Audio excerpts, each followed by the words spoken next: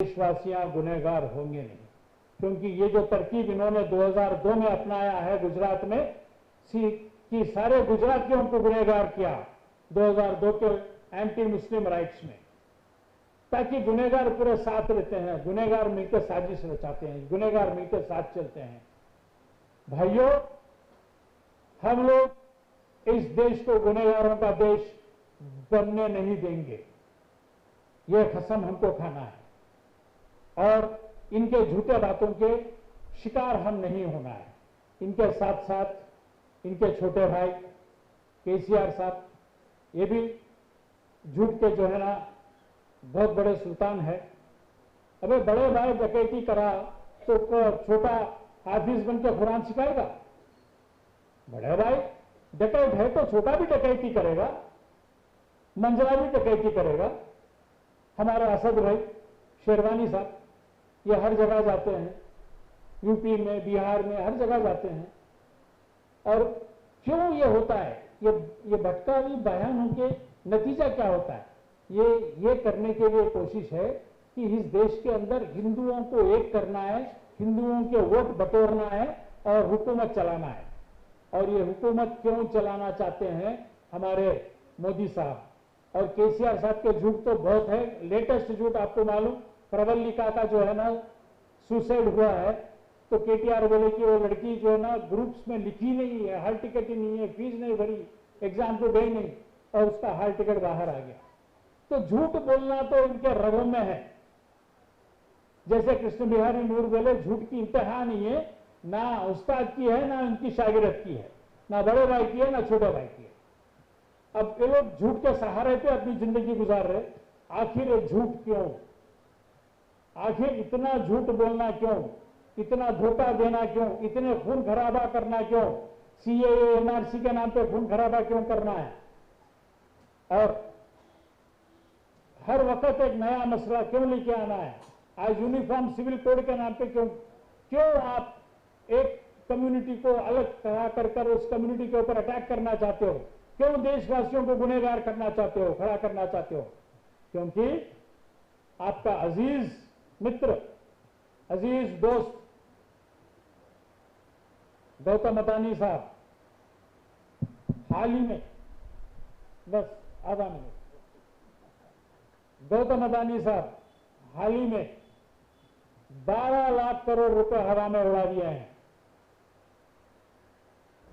कोई आदमी अपने अड़ोस पड़ोस में कोई जुआ में पैसे हारता है तो उसके घर वालों को सदमा होता है, पड़ोसियों को होता है, उसको जो कर्जा देता है उसके घर में भी सदमा होता है। लेकिन 12 लाख करोड़ रुपए हारने के बाद, हवा में उड़ाने के बाद किसी को सदमा नहीं हुआ है। क्यों? 12 लाख करोड़ कोई मामूली बात नहीं है। और 12 लाख करोड़ रुपए उड़ाने के लिए पाइपलाइन का भी खर्चा होता है। तो कुल मिलाकर 15-16 लाख करोड़ रुपए हवा में उड़ गए। और सेबी सुप्रीम कोर्ट को बताती है कि ये पैसा कहां से आया, किसका है, कहां गया, हमें पता नहीं, हम इसकी जांच पड़ताल नहीं कर सकते। इतनी कमजोर हमारी भारत सरकार के इंस्टीट्यूशंस है कि ये जांच पड़ताल भी नहीं कर सकते। खवातीन हजरात, भाइयों और बहनों, ये बताना चाहता हूं कि ये जो 20 लाख करोड़ रुपए इन्होंने उड़ा दिए हैं, ये हमारे जीएसटी के पैसे हैं, ये हम सबके पैसे हैं। और ये पैसे लूटने के खातिर अपने अजीम दोस्तों को जो है ना दुनिया के नंबर 1, नंबर 2 दम दौलत में लाने के खातिर हमारा देश को तबाह बर्बाद करके हम देशवासियों को गुनहगार खड़ा करने का साजिश रचा रहे हैं। इसके खिलाफ हम सबको एकजुट होना जरूरी है। और यहां पे तेलंगाना में केसीआर को और मरकजी हुकूमत में दिल्ली में मोदी को शिकस्त देना जरूरी है। इनके ऊपर हमको फतेह हासिल करना जरूरी है। ये देश को बचाना जरूरी है, ये देश की संविधान को बचाना जरूरी है, ये देशवासियों को बचाना जरूरी है, ये देश की गंगा जमुना तहजीब को बचाना जरूरी है। ये सब करने के लिए हम सब मिलकर आगे बढ़ेंगे। और तेलंगाना स्टेट डेमोक्रेटिक फोरम जो मुनक्किद की गई है, इनके साथ हम सब मिलकर चलेंगे और ये दोनों सरकार, रियासती सरकार और मरकजी सरकार को हराकर नए सरकार के लिए, नया सवेरे का लिए इंतजार करते हुए कदम आगे बढ़ाएंगे। जय हिंद, शुक्रिया। థ్యాంక్ యూ కృష్ణప్రసాద్ గారు. ఇప్పుడు జేవి చలపతిరావు.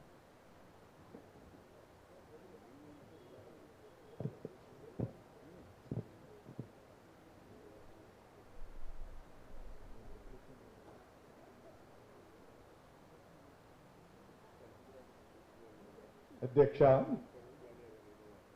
వేదిక మీద ఉన్నటువంటి సహచర మిత్రులు, వివిధ పార్టీల నాయకులు, హాల్లో ఉన్నటువంటి మిత్రులందరికీ అభినందనలు.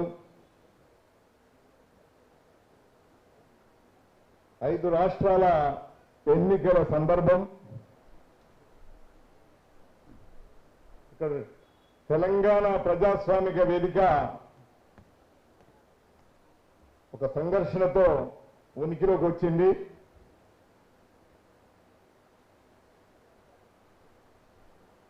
ఇది స్ఫూర్తి ఒక వాక్యూమ్ ఈ 10 సంవత్సరాల చీకటిని బ్రేక్ చేస్తూ ముందుకు వచ్చిన 14 మాసాల రైతు ఉద్యమం కానీ,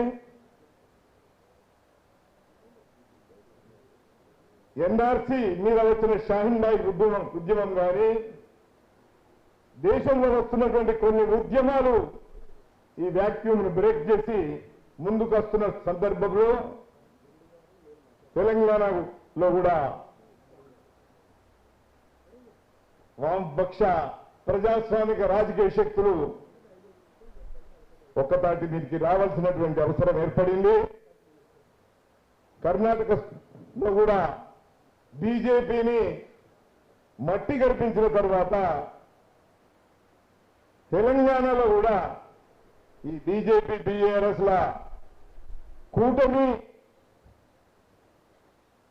ఒక నాటకం, దీన్ని కట్టడి చేసి దీనికి వ్యతిరేకంగా ఒక రాజకీయ ఉద్యమం అనేటువంటిది తీసుకురావాలనే రాజకీయ ఆలోచనతోనే ఈ తెలంగాణ ప్రజాస్వామిక వేదిక ఉనికిలోకి వచ్చింది. తక్షణమే ఎన్నికలు అనే కోణం నుంచి వచ్చింది కాదు ఇది. భవిష్యత్తులో ప్రజల ప్రాథమిక సమస్యలు, రాజకీయ హక్కులు, ప్రజల సమస్యల గురించి పోరాడేటువంటి ఒక వేదికగా దీన్ని అభివృద్ధి చేయాల్సిన అవసరం ఉన్నది. ఇక 10 సంవత్సరాలు చీకటి పాలన, రాజ్యాంగం అనేటువంటిది ఉందా లేదా? కేంద్రంలో కానీ రాష్ట్రంలో కానీ ఒక ప్రజాస్వామిక వ్యవస్థ, ప్రజాస్వామిక విధానాలు ఉన్నాయా లేవా? ఇక్కడ బంగారు తెలంగాణ అనేటువంటి పద్ధతిలో వచ్చింది.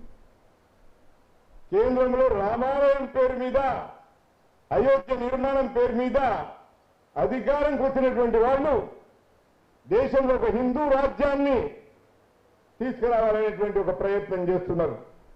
ఎందుకంటే మేము 80% హిందువులకు ఒక రాజ్యం ఉండాలా, ఒక మతం పేరు మీద ఒక రాజ్యం ఉండాలనేటువంటి ఆలోచనతోనే ఇవాళ Bharatiya Janata Party, RSS, BJP fascist శక్తులు పనిచేస్తున్నాయి. వాళ్ళు ఈ దేశాన్ని హిందూ రాజ్యంగా మార్చాలనుకుంటున్నారు. హిందూ రాజ్యం అంటే ఏమిటి? మనువాదం, చాతుర్వర్ణ వ్యవస్థ. చాతుర్వర్ణ వ్యవస్థ వాళ్ళకి ఆదర్శం. 1000 సంవత్సరాలు ఉన్నటువంటి సనాతన ధర్మం వాళ్ళకి ఆదర్శం. ఇవాళ తీసుకురావాలి. మిత్రులు చెప్పారు, ఆర్థిక విధానంలో మౌలికమైనటువంటి తేడాలు లేవు గత ప్రభుత్వాల కన్నా. కానీ ఇక్కడ వస్తున్నటువంటిది ఒక కమ్యూనల్, ఒక మతతత్వం అనేటువంటిది ఇక్కడ జోడింపబడ్డది. సామ్రాజ్యవాద అనుకూల ఆర్థిక విధానాలు, ఇక్కడ ఉన్నటువంటి అదానీ అంబానీల అనుకూలమైనటువంటి పెట్టుబడిదారుల అనుకూల ఆర్థిక విధానాలు, క్రోనీ క్యాపిటలిజం, దాంతోపాటు మతతత్వంగా, హిందూ మతతత్వంగా ముందుకు వస్తున్నటువంటి ఈ రెండు జత చేసుకొని వస్తున్నటువంటిదే ఇక్కడ మనం చూస్తాం. ఎమర్జెన్సీ లాంటి చీకటి రోజులను చూశాం. కానీ మరొక ఫ్యాసిస్టు ధోరణులకు కేంద్రం అవుతున్నటువంటి విధానాలు అనేటువంటివి 10 సంవత్సరాల్లో మనకు స్పష్టంగా ముందుకు పోతున్నటువంటివి. మైనారిటీల మీద, దళితుల మీద, ఆదివాసీల మీద ఎట్లా దాడులు జరిగినాయి మనం చూశాం. హేతువాదులు, నాస్తికులు, కమ్యూనిస్టులు నిర్బంధాలకు గురైనటువంటి భాగాన్ని చూశాం.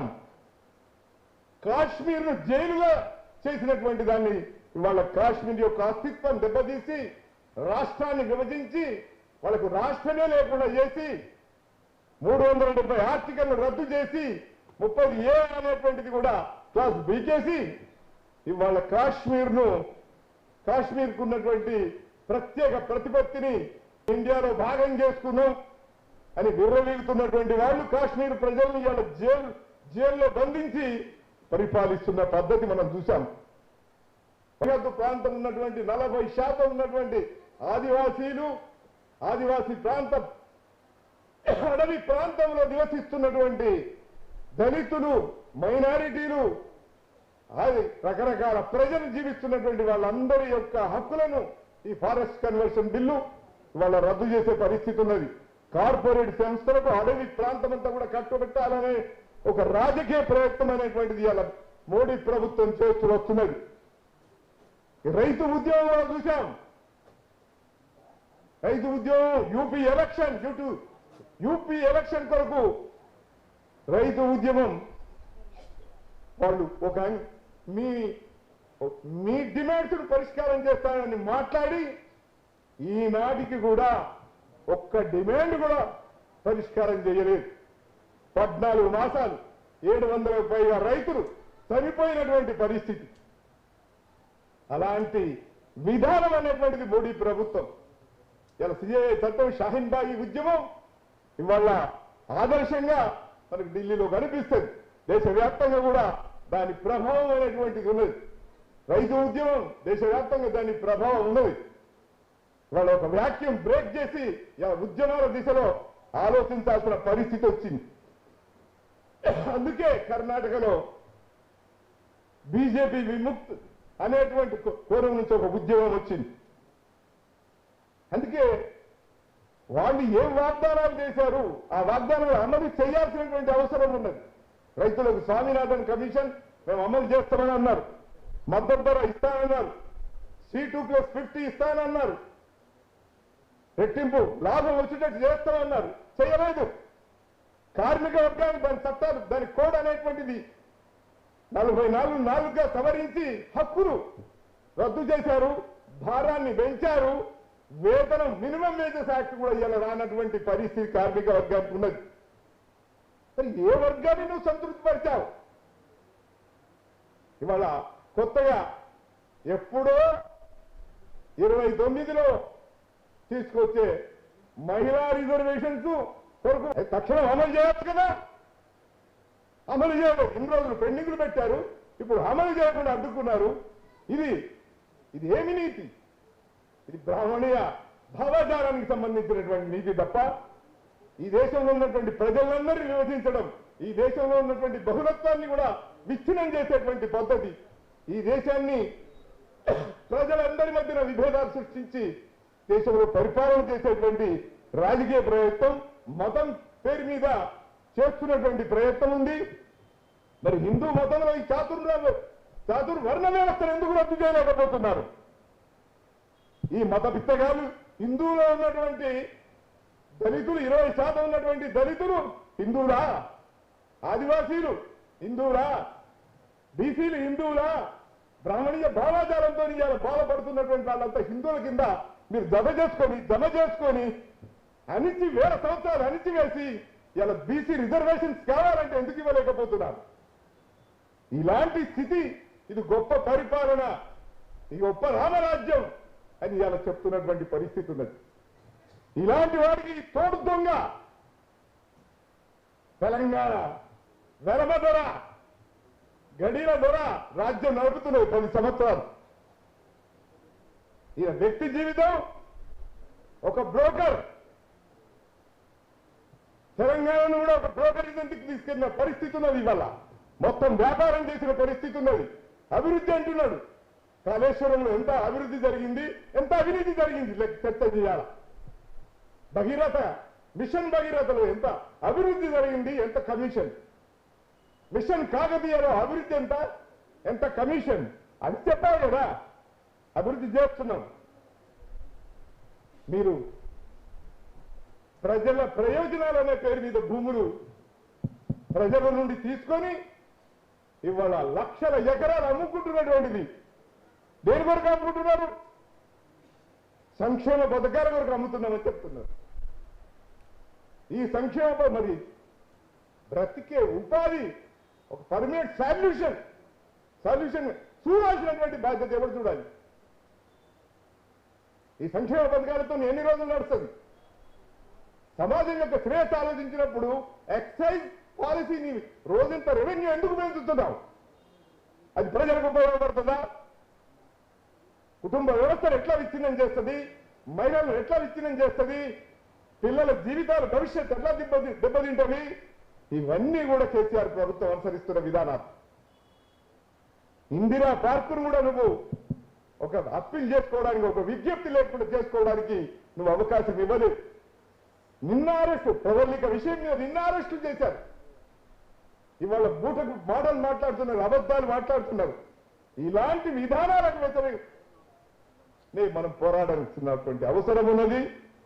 ఈ ఎన్నికల్లో అన్ని జిల్లాల్లో కూడా ఈ రాజకీయపరమైన చర్చ, ఒక వాయిస్, ఒక న్యూ వాయిస్ అనేటువంటిది తీసుకెళ్లాల్సిన అవసరం ఉంది. ఎన్నికల చుట్టూ తిరుగుతున్నారు.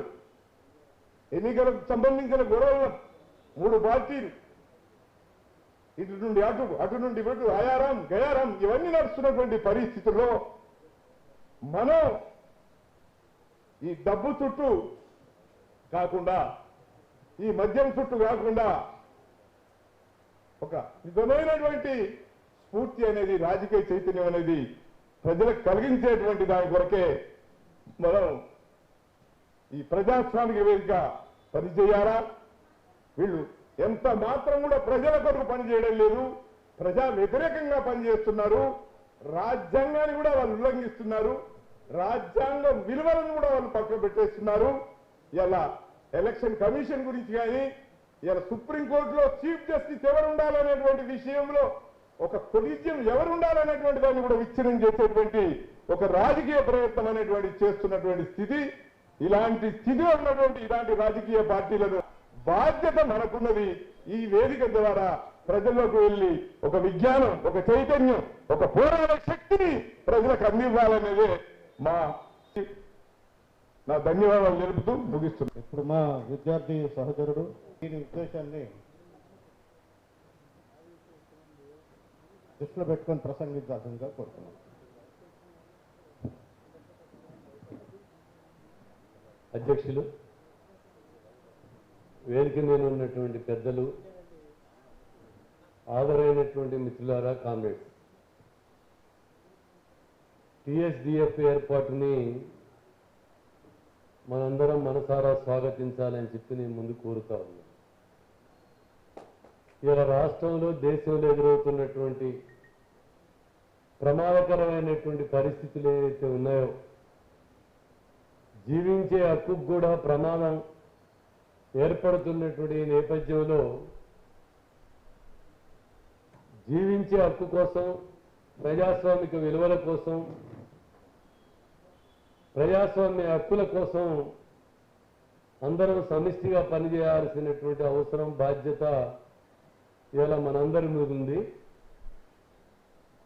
రాజకీయాలు, సిద్ధాంతాలు, విభేదాలు అనేటువంటి సహజమైనటువంటివే, కానీ ఇవాళ మొత్తం భారతదేశంలో అనేక ఉద్యమాల ఫలితంగా, స్వతంత్రోద్యమాల ఫలితంగా సాధించుకున్నటువంటి కనీస పౌర ప్రజాస్వామిక హక్కులు కూడా కాలరాయబడుతూ ఒక ఫ్యాసిజం అనేటువంటిది మన నెత్తి మీదకి వచ్చినటువంటి తరుణంలో ఒక బలమైనటువంటి ఐక్య ఉద్యమం ఈ దేశానికి, ఈ రాష్ట్రానికి అవసరం అనేటువంటిది మనందరం ముందుగా తప్పనిసరిగా గుర్తించాలని చెప్పి కోరుతూ ఉన్నాం.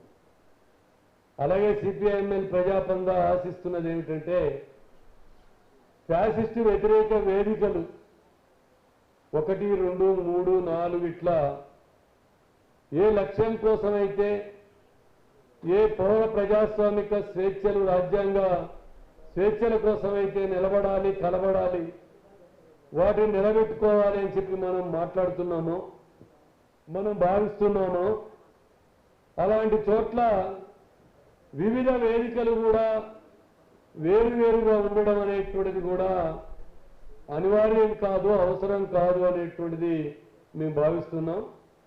అందరూ ఒకటిగా ఉండి సమిష్టిగా మనందరి శక్తి వంచన లేకుండా ఒక ఐక్య ఉద్యమాన్ని నిర్మించడానికి కృషి చేయాలి. టీఎస్డీఎఫ్లో ఉన్నటువంటి బాధ్యులు కానీ, రాజకీయ పక్షాలు కానీ, వ్యక్తులు కానీ, శక్తులు కానీ, దీని బయట ఉన్నటువంటి సంస్థలు కానీ ఒకే తాటి మీదకి తీసుకురావడానికి మనందరం కూడా కృషి చేయాల్సినటువంటి అవసరం ఉంది. ఇవాళ అది ముఖ్యమైనటువంటి అవసరం, తక్షణ కర్తవ్యం అని చెప్పి మేము భావిస్తాము. దాన్ని మనం కృషి చేయాల్సిన అవసరం ఉంది. ఇటీవలనే ఒక సందర్భంలో చర్చలో మేధావి మాతోనో మాట చెప్పాడు. ఏమండి, కమ్యూనిస్టులు సోషలిజాన్ని కోరుకుంటారు కదా, సోషలిజం మీరు పార్లమెంటరీ ద్వారా రాదు అనేటువంటిది మీ భావన కదా, అది నిజమే. పార్లమెంట్ ద్వారా సోషలిజం అయితే రాదు, కానీ ఇప్పుడు పార్లమెంట్ ద్వారా ఫ్యాసిజం వస్తున్నది. సోషలిజాని కోసం మీరు తర్వాత పోరాడొచ్చు, ముందు ఫ్యాసిజం రాకుండా పోరాడండి అనేటువంటిది ఇవాళ మేధావులందరూ చెప్తున్నటువంటి వాస్తవం, పరిస్థితి అది అనేటువంటిది నిజమే.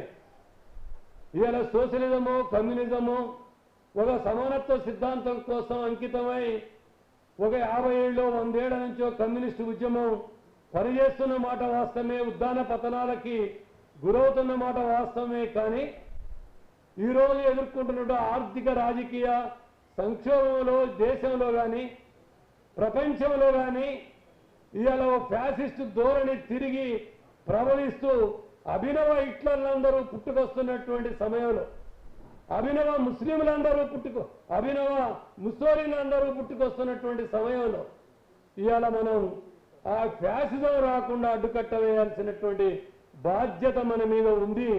కాబట్టి ఆ ఫ్యాసిజానికి వ్యతిరేకమైనటువంటి పోరాట క్రమంలోని టీఎస్డీఎఫ్ ఏర్పడింది. చంద్రకుమార్ కానీ ఇతర బాధ్యులు కానీ వీళ్ళంతా కూడా ఆ కృషికే ఈ తోడ్పాటుని కృషి చేస్తున్నారనేటువంటిది భావిస్తూ సిపిఐఎంఎల్ ప్రజాపందా పార్టీ కూడా ఆ కృషిలో ముందు వరుసలో ఉండాలనేటువంటిది భావిస్తా ఉన్నాం. ఇదే సందర్భంగా ఇవాళ అసెంబ్లీకి ఎన్నికలు వచ్చినాయి, రేపు పార్లమెంటుకి ఎన్నికలు రాబోతున్నాయి. అసెంబ్లీ ఎన్నికల్లో, పార్లమెంటు ఎన్నికల్లో ఇవాళ డబ్బు, మద్యం ఇవే ప్రమాణికాలుగా మారినటువంటి స్థితి.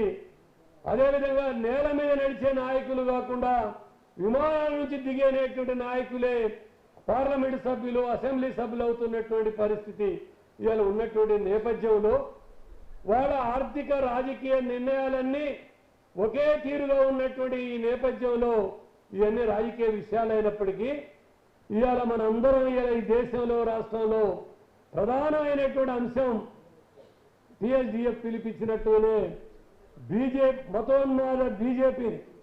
మతోన్మాద ఫ్యాసిస్ట్ బీజేపీని అడ్డుకోవడం అనేటువంటి ఇలా తక్షణ కర్తవ్యంగా దేశ ప్రజలందరూ కర్తవ్యం ఉండాలా.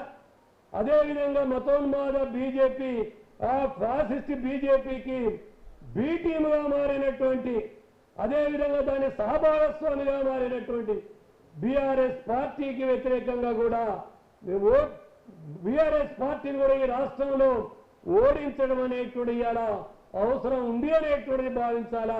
దానికి వ్యతిరేకంగా నిలబడి పోరాటం అనేటువంటి ఫ్యాసిస్ట్ శక్తులకి, ఆ ఫ్యాసిస్ట్ శక్తులకి మద్దతు ఇస్తున్నటువంటి వాళ్ళకి వ్యతిరేకంగా పోరాటం అనేటువంటిది అవసరం అనేటువంటిది మనం భావిస్తున్నాం. ఆనాడు జర్మనీలో రిచ్స్టాగ్ అనే పార్లమెంటుని తగలబెట్టి ఆనాడు హిట్లర్ కమ్యూనిస్టులను ఎట్లయితే ఊతకోత కోసాడో ఇవాళ ప్రపంచంలో ఇలా కేవలం తన సరిహద్దుల్ని కాసేపు తెరిచి హమాస్ వచ్చిందనే నెపంతోనే ఇవాళ లక్షల మంది పాలస్తీనియల్ని నరమేధం సృష్టిస్తున్నటువంటిది అది ఇజ్రాయిలే కాదు, అమెరికా కాదు. దాని వెలుగులోనే ఇలా నరేంద్ర మోడీ ఇజ్రాయిల్ బలపరచడం అనేటువంటిది ఫ్యాసిజంలో భాగం. అంత మించి ఇంకోటి ఏం లేదు అనేటువంటిది ఇజ్రాయెల్నే మోడల్గా తీసుకుంటున్నారు, అమెరికాకి భాగస్వామిగా మోడల్గా తీసుకుంటున్నారు. కాబట్టి ఆ ప్రమాదకర పరిస్థితి రేపు ఇక్కడ ముస్లింని తరమేయడమే కాదు, క్రైస్తవుని తరమేయడమే కాదు, ఇవాళ ప్రజాస్వామిక శక్తులన్నింటినీ జైళ్ళలో పెట్టి 13 సంవత్సరాల క్రితం మాట్లాడితే, ఒక సంభాషణ మాట్లాడితే, ఉపన్యాసం మాట్లాడితే అరుంధోతరా లాంటి బ్రోకర్ ప్రైజ్ మేధావిని ఇవాళ ఊపా కేసులో పెడుతున్నటువంటి స్థితి. ఇవాళ పురస్కారిస్తని గౌతమ్ నావల్కని కూడా ఊపా కేసులో పెట్టినటువంటి పరిస్థితి ఇలా కళ్ళ ముందు చూస్తున్న వరవరరావు లాంటి వాళ్ళని, అదే అనేక మందిని 4-5 సంవత్సరాలుగా ఇలా నిర్బంధించినటువంటి పరిస్థితి చూస్తున్నాం. ఇలా ప్రజాస్వామిక హక్కులో ఉన్నటువంటి వాళ్ళ గొంతులన్నిటిని నిలివేస్తున్నారు, మాట్లాడే వాళ్ళని జైల్లో పెడుతున్నారు, లొంగిపోయిన వాళ్ళని గడిలో బంధించుకుంటున్నారు. కాబట్టి ఇలాంటి పరిస్థితుల్లో మాట్లాడే మనుషులు కావాలా, పోట్లాడే మనుషులు కావాలా, హక్కుల కోసం నిలబడే మనుషులు కావాలా. ఆ ఐక్యంగా నిలబెట్టడం కోసమే ఇవాళ ఫాసిజానికి వ్యతిరేకంగా చేసే పోరాటం, ఆ పోరాట క్రమంలోనే ఇలా బీజేపీ బీఆర్ఎస్ ని టార్గెట్ చేసుకుని పోరాడాల్సిన అవసరం ఉంది. అదేవిధంగా మనందరం ఐక్యంగా పోరాడాల్సిన అవసరం ఉంది. ఈ కృషిలో సిపిఎంఎల్ ప్రజాపందా కూడా సమాన భాగస్వామ్యం వహిస్తుంది, క్రియాశీలకంగా ఉంటుంది. మనందరం ఐక్యంగా ముందుకు పోవడానికి మా వంతు కృషి చేస్తామని చెప్పి నాకు ఈ అవకాశం వచ్చిన సభకి నమస్కారం తెలియజేస్తున్నాను. రంగారావు గారికి ధన్యవాదాలు. ఇప్పుడు Sadhineni Venkateswararao, CPIML New Democracy సహాయక అధ్యక్ష, వేదిక మీద ఉన్న మిత్రుడు, అనేక మంది కాంగ్రెస్ సభ్యులు ఉన్నారు. అనేక విషయాలు ఇప్పటికే మేము ముందుకు వచ్చాయి.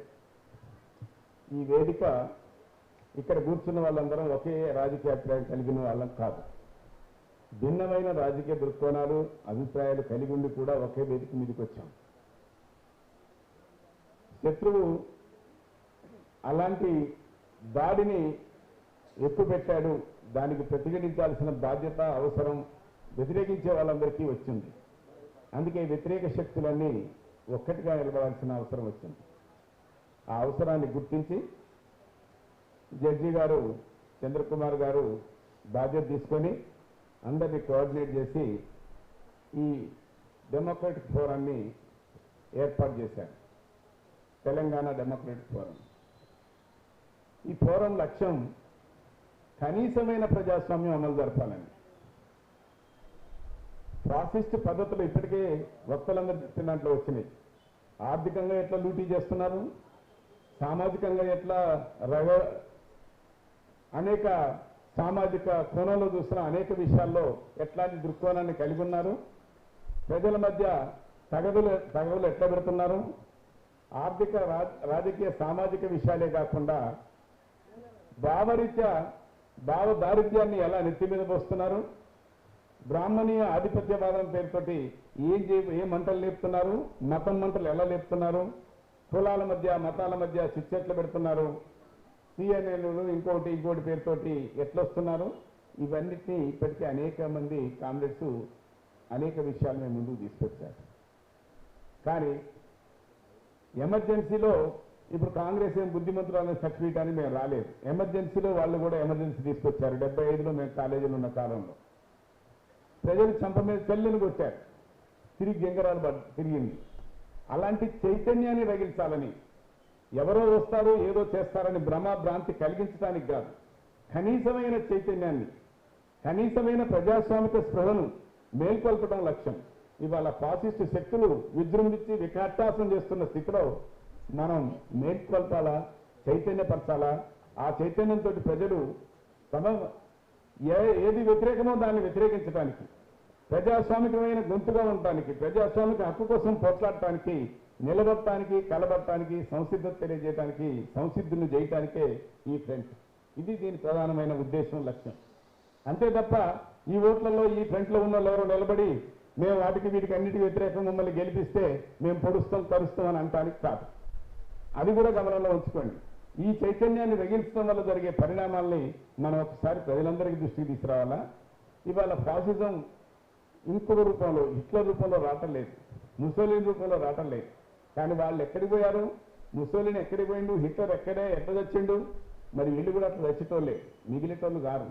మిగిలేది ఒక ప్రజాస్వామిక భావం, ప్రజల చైతన్యం, ప్రజా ఉద్యమం, ప్రజా ఆకాంక్షలు మిగులుతాయి తప్ప మరొకటి. దీన్ని ఎవ్వడూ అణచివేయలేదు.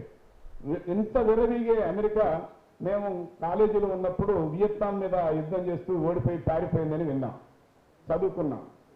ఇప్పుడు కూడా మనం చూస్తున్నాం, మన దేశ విమానాలతోటి, మన పెట్రోల్ తోటి బాంబర్ విమానాలు తీసుకుపోయి మన పక్కన ఉన్న ఆఫ్ఘనిస్తాన్ మీద బాంబుల వర్షం కురిపించారు. అమెరికా అడ్రస్ ఎక్కడ? ఆఫ్ఘనిస్తాన్ లో ఉందా? వెనక్కిపోయింది. సద్దాం హుసేన్ ని చంపేశాం అని విర్రవీగిన అమెరికా ఇవాళ ఇరాక్లో ఉందా? వెనక్కిపోయింది. ఎందుకు? అది గెలవలేదు. నా చిన్నప్పటి నుంచి, నేను పుట్టక ముందు నుంచే కాశ్మీర్లో టెర్రరిజం ఉంది, టెర్రరిజం ఉందని అరుస్తున్నారు. ఇప్పుడు ఆఖరికి 370 రద్దు చేశారు. అయినా టెర్రరిజాన్ని రూపుమాపగలిపారా? టెర్రరిజం అని చెప్పే పేరుతో జరుగుతున్న దాడులు కొనసాగుతున్నాయి. ఎందుకు? ఎలా బతుకున్నారు? ఇప్పుడే మా తమ్ముడు వివరించినట్టు ఇజ్రాయిల్, అసలు అప్పుడు ఇజ్రాయిలే లేదు. రెండో ప్రపంచ యుద్ధం కంటే ముందు ఇజ్రాయిల్ దేశం ఉండనా? మరి ఎక్కడి నుంచి వచ్చిందా ఇజ్రాయిల్? ఇవాళ దాన్ని అడ్డుపెట్టుగా ఇజ్రాయిల్ బాంబర్లు, ఇజ్రాయిల్ విమానాలే కదా మనం కొనుక్కొచ్చుకుంది. ప్రపంచానికి యుద్ధానికి కావలసిన వనరుగా, యుద్ధానికి కావలసిన ఆయుధాన్ని సరఫరా చేసే ఒక కేంద్రంగా ఉన్న ఇజ్రాయిల్ ఇవాళ ఏం చేస్తుంది? పిడికేడు మంది లేరు హమాస్కి వెళ్ళాలని పెద్ద ఎత్తున ప్రచారం చేస్తున్నారు. ఎందుకు వాళ్ళు బతకగలుగుతున్నారు? ఎందుకు మనుగడ సాగించగలిగారు? ఎన్ని దాడులు చేసినా, ఎంతమంది చంపినా ఎందుకు వాళ్ళు ఇంకా ఇంకా ఇంకా బతికే ఉన్నారు? భావాన్ని ఎవడు అంతం చేయలేదు. అన్యాయం ఎప్పుడూ మిగలదు, దౌర్జన్యం ఎప్పుడూ మిగలదు. 700 మంది చనిపోయి 14 సంవత్సరం పైన బార్డర్లో నిరహార దీక్ష కూర్చున్నారు. వాళ్ళు ఏం చేయలేవు. కరోనా కాలంలో పంజాబ్ రైతులు ఈ గద్దెన మీద కూర్చున్న పెద్ద మనిషి ఆఖరి నిమిషంలో గుర్తొచ్చి అయ్యయ్యా నా తప్పు మారుస్తూ అన్నాడు. ఇవాళ కూడా మార్చలేదని చలపతిరావు గారు ఇందాకనే చెప్పారు. ఆ రైతు చట్టాలను బలపరిచిన వాళ్ళలో ఇక్కడున్న ఈ ధర ఉన్నాడా లేడా? ఇవాళ చాలా మాటలు చెప్తుండు. నేను దానికి వ్యతిరేకమని. పార్లమెంటులో ఒక్క విషయంలోనైనా, అది 370 కావచ్చు, మరొకటి కావచ్చు, ఏ విషయంలోనైనా, ప్రజా వ్యతిరేక ఏ బిల్లులోనైనా మీరు పార్లమెంటు సభ్యులు వ్యతిరేకించారా, అనుకూలించారా అనే విషయం చాలు వారు మీరు ఒకటంటానికి. ఇంకోటి చూడాల్సిన అవసరం లేదు. మరి ఇలాంటి వాళ్ళు పెద్ద నీతులు చెప్తున్నారు. ఎవరెవరినో ఎన్ఐఏ దాడులు జరుగుతున్నాయి. పౌర హక్కుల నాయకుల మీద, లాయర్ల ఇళ్ల మీద, అందరి మీద, మహిళల మీద, అందరి ఇళ్ల మీద దాడులు చేస్తున్నారు. ఇష్టం వచ్చినట్టు చేస్తున్నారు. ఉపా చట్టాన్ని ఇష్టం వచ్చినట్టు పెడుతున్నారు. మా సంజయ్తో సహా అందరి మీద, హరగోపాల్ సార్తో సహా పెట్టారు తాడువాయి కేసు. మరి ఇట్లాంటి కేసులన్నీ పెడుతున్నారు. ఈ పెద్ద మనిషి మాకు 2015 ఆగస్టు 25వ తారీఖున మమ్మల్నే పిలిచి స్వయంగా పట్టాలు ఇస్తున్నాడు. మేలో పట్టా ఇస్తున్నాడు. ఆగస్టు 3వ తారీఖున 150 మంది మీద కేసు పెట్టింది. ఉపా కేసు, తాడా కేసు, ఇంకో కేసు 124 ఇంకో సెక్షన్ అన్ని పెట్టింది. మరి ఏమన్నా ఏం లేదు. వాళ్ళ భూమి వాళ్ళు దున్నుకుంటుంటే ఒరిస్సా నుంచి కూలీలు తెస్తుంటే వద్దన్నందుకే వాళ్ళందరి మీద కేసు. వద్దన్నారంటే వాళ్ళు మా భూమి మేము గుంజుకోవద్దంటే ఓకే మీరు వేసుకోండి, నాకు కూలీ పీడిపోతానన్నారు. కూలీ ఇచ్చారు, పంపించారు. ఆ ఫారెస్ట్ బూతులు మాట్లాడితే ఆ మహిళలు రెండు జరిశారు. ఇది ఫ్యాక్ట్ ఆఫ్ ద మ్యాటర్. మరి ఇంతమంది మీద ఎట్లా కేసు పెట్టింది ఈ ప్రభుత్వం? అందుకే ఇట్లాంటి కేసులు, ఇట్లాంటి అన్ని మనం చూస్తే పోలి ఉన్నాయి. అన్ని ఒకే రకమైన పోలి కలిగి ఉన్నాయి. ఇక్కడ ధర్నా చౌక్కి, ఈ ధర్నా చౌక్లో ఆ పెద్ద మనిషి కూడా కూర్చున్నాడు కదా. మేము ధర్నా చౌక్ అని పోతే నా చెయ్యి పగిలింది, లాఠీ చార్జ్ చేశారు. కోర్టు ఆర్డర్ ఉండగా మేము పోయి ధర్నా చౌక్ ఆక్రమణ ఆకిపోయి ధర్నా చౌక్ రోజు ఎంతమంది 15 మంది దెబ్బలు తిన్నారు నాతో సహా. మరి ఇలాంటి దుర్మార్గాలు అనుసరిస్తున్న వీళ్ళు మాటలు చాలా చెప్తున్నారు. వాడు అబ్బ సొమ్మిస్తున్నట్టు వాగ్దానాలు చేస్తున్నాం. నిన్న ఎవరి సొమ్మది? వాడి ఆస్తి అంతా ఇప్పుడు ఎంత పెరిగింది? ధరని పేరుకోడు ధరల గడిలు తెలిసిందా లేదా? పారిపోయి హైదరాబాద్ పట్టణం పెట్టిన పరకాల ధరలు ఎక్కడున్నారు ఇవాళ? సిరిసిల్ల జగిత్యాల ధరలు ఎక్కడున్నారు ఇవాళ? గడిల గేట్లు తెరిచి ఊడ్చేస్తూ గడిలు మళ్ళా ఠికానా చేశారు. ధరని పేరుతో డబ్బులన్నీ వాళ్ళకే వస్తున్నాయి. రైతు బంధు ఎవడికా బంధు ఎంతమందికి వస్తుంది? వాడికే వస్తుందనే విషయం మా విలేజ్ వరకు చూసుకున్నా 5గురికో 4గురికో వస్తుంది, ఇంకెవరికి రావట్లే. మరి ఇట్లాంటి గ్రామాల్లో లేవు. మా ఆదివాసీ గ్రామాల్లో రైతు బంధు లేదు, తాత బంధు లేదు, తమ బంధు లేదు. ఎవరికి వచ్చిందంటే రైతు బంధు ధరలకు వచ్చింది. ఇట్లాంటి అనేక నాటకీయమైన పరిణామాలు, అనేకమైన బంధువులు వీరులు. ఎవడి ఆ డబ్బులన్నీ? ఇందాక మన మిత్రులు చెప్పినట్టు మన దగ్గర లూట్ చేసిన డబ్బుల్ని ఆ పేరుతో ఈ పేరుతో ట్యాక్సుల పేరుతోటి ఈ మధ్యన సింగరేణి కార్మికులకి 3 లక్షలు వచ్చినాయి అని అందరూ అనుకున్నారు. 3 లక్షల్లో ఏం చేశారు తెలుసా అండి? 1,30,000 చొప్పున ట్యాక్స్, ఆ తర్వాత సిఎంపిఎఫ్ కట్టు, ఆ తర్వాత ఇన్సూరెన్స్ కట్టు, అన్ని బొంగ వాళ్ళకి 1,80,000 1,90,000 వచ్చినాయి. 3 లక్షలు వచ్చినాయని పేపర్లో నిండా ప్రకటనలు. మీరు అందరూ అనుకున్నారు అబ్బా కార్మికులకు పిచ్చి డబ్బులు వచ్చినాయని. వచ్చిన డబ్బులు 1,80,000 అన్ని కటింగ్లు చేసుకొని. ఇట్లాంటి అన్ని నాటకీయంగా అన్నింటినీ కట్ చేసుకొని ఆ డబ్బుల నుంచి అన్ని చేస్తున్నామని వాగ్దానాల జడివాన గుర్తించే ఇట్లాంటివి ఉంటాయి. ధనస్వామ్య భూస్వామ్య వర్గాలకు సేవ చేయటమే వాళ్ళ లక్ష్యం. కనీసం వాళ్ళు చెప్పిన రాజ్యాంగంలో ఉన్న మొదటి 30 అంశాలని అమలు జరపమని మనం కొట్లాడేది. రాజ్యాంగం అంతా ఈ రక్షణకి ఉపయోగించుకుంటున్నాం అదాని అంబానీలకే. మేమనేది అందులో ఉన్న కనీస హక్కులన్నా అమలు జరపరా బాబు అంటున్నాం. ఆ హక్కును మాకు అమలు జరపడానికి కొట్లాడే చైతన్యాన్నైనా మనం రగిస్తాలని మనం ఈ ప్రజాస్వామిక వేదిక ఏర్పాటు చేసాం. ఇలాంటి ప్రజాస్వామిక హక్కుల కోసం, ఉద్యమాల కోసం కొట్లాడే మనం ఫాసిజాన్ని, ప్రజాస్వామిక వ్యతిరేకమైన విషయాలన్నింటినీ వ్యతిరేకిస్తూ ఒక్కటిగా ఉద్యమాలు చేయడానికి వేదిక మీద ఏర్పడ్డాం. ఈ వేదికకి బలాన్ని చేకూరుస్తూ చైతన్యాన్ని రగిలించడానికి మీ వంతు పాత్రని పోషించాలని మిమ్మల్ని వేడుకుంటూ సిపిఎంఎల్ న్యూ డెమోక్రసీ తరఫున మా పాత్రను మేము పోషిస్తామని తెలియజేస్తూ అవకాశం ఇస్తున్న అందరికీ లాభం. ధన్యవాదాలు.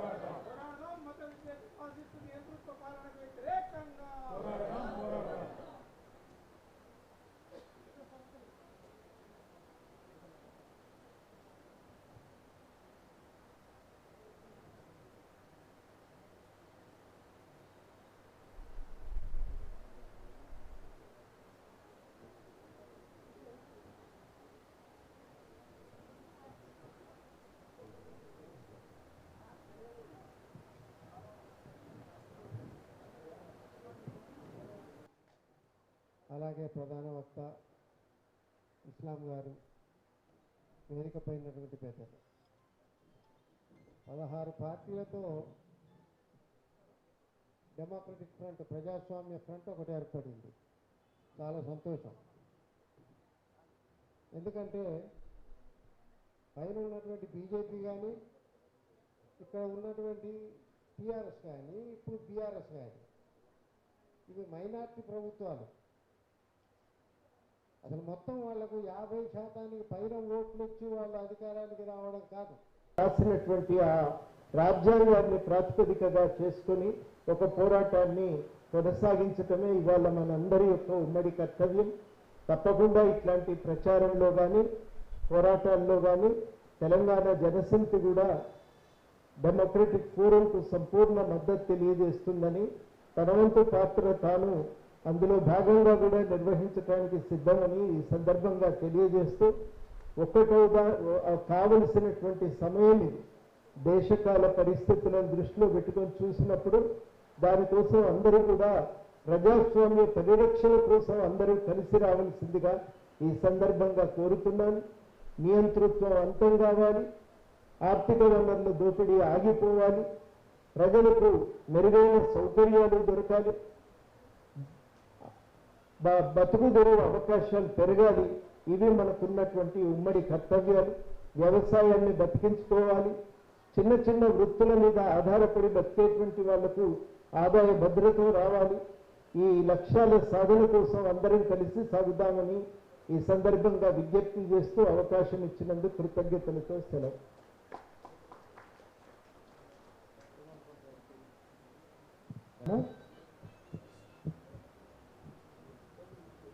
ప్రొఫెసర్ కోదండరామ్ గారు చెప్పినట్లుగా తెలంగాణ రాష్ట్ర ప్రజాస్వామిక వేదిక ఈ రకంగా అంటే వామపక్షాలతో సహా ప్రజాస్వామ్యులతో సహా ఏర్పడడం అనేది ఒక హిస్టారికల్ ఈవెంట్. ఇది చారిత్రాత్మక ఘట్టంగా మనం చెప్పుకోవాలి.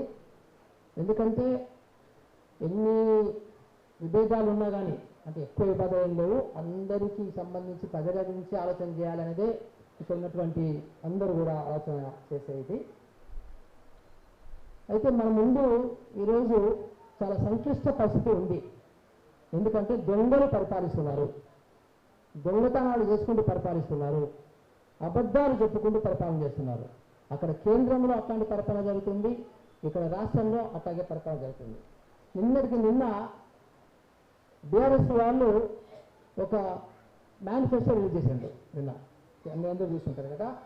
అందులో చెప్పడమే మాది బెస్ట్ విద్యా పాలసీ, దేశం మొత్తంలో మాదే బెస్ట్ విద్యా పాలసీ, మాదే బెస్ట్ వ్యవసాయం పాలసీ, మాదే బెస్ట్ ఆరోగ్యం పాలసీ, మాదే బెస్ట్ హౌసింగ్ పాలసీ అని సిగ్గు లేకుండా అబద్ధాలు ఆడుతున్నారు. ఉదాహరణకి మాది బెస్ట్ విద్యా వ్యవస్థ అంటే ఈరోజు కేంద్ర ప్రభుత్వము అఫీషియల్గా రిలీజ్ చేసినటువంటి విద్యా రిపోర్టులో దేశం మొత్తంలో అన్ని రాష్ట్రాల కంటే కూడా వరస్ట్గా విద్యా నాణ్యత ఉందని తెలిసింది. దీన్ని ఏ రకంగా వీళ్ళు సిగ్గు లేకుండా మాది బెస్ట్ విద్యా పాలసీ అంటారు, అర్థం కాదు మనకి.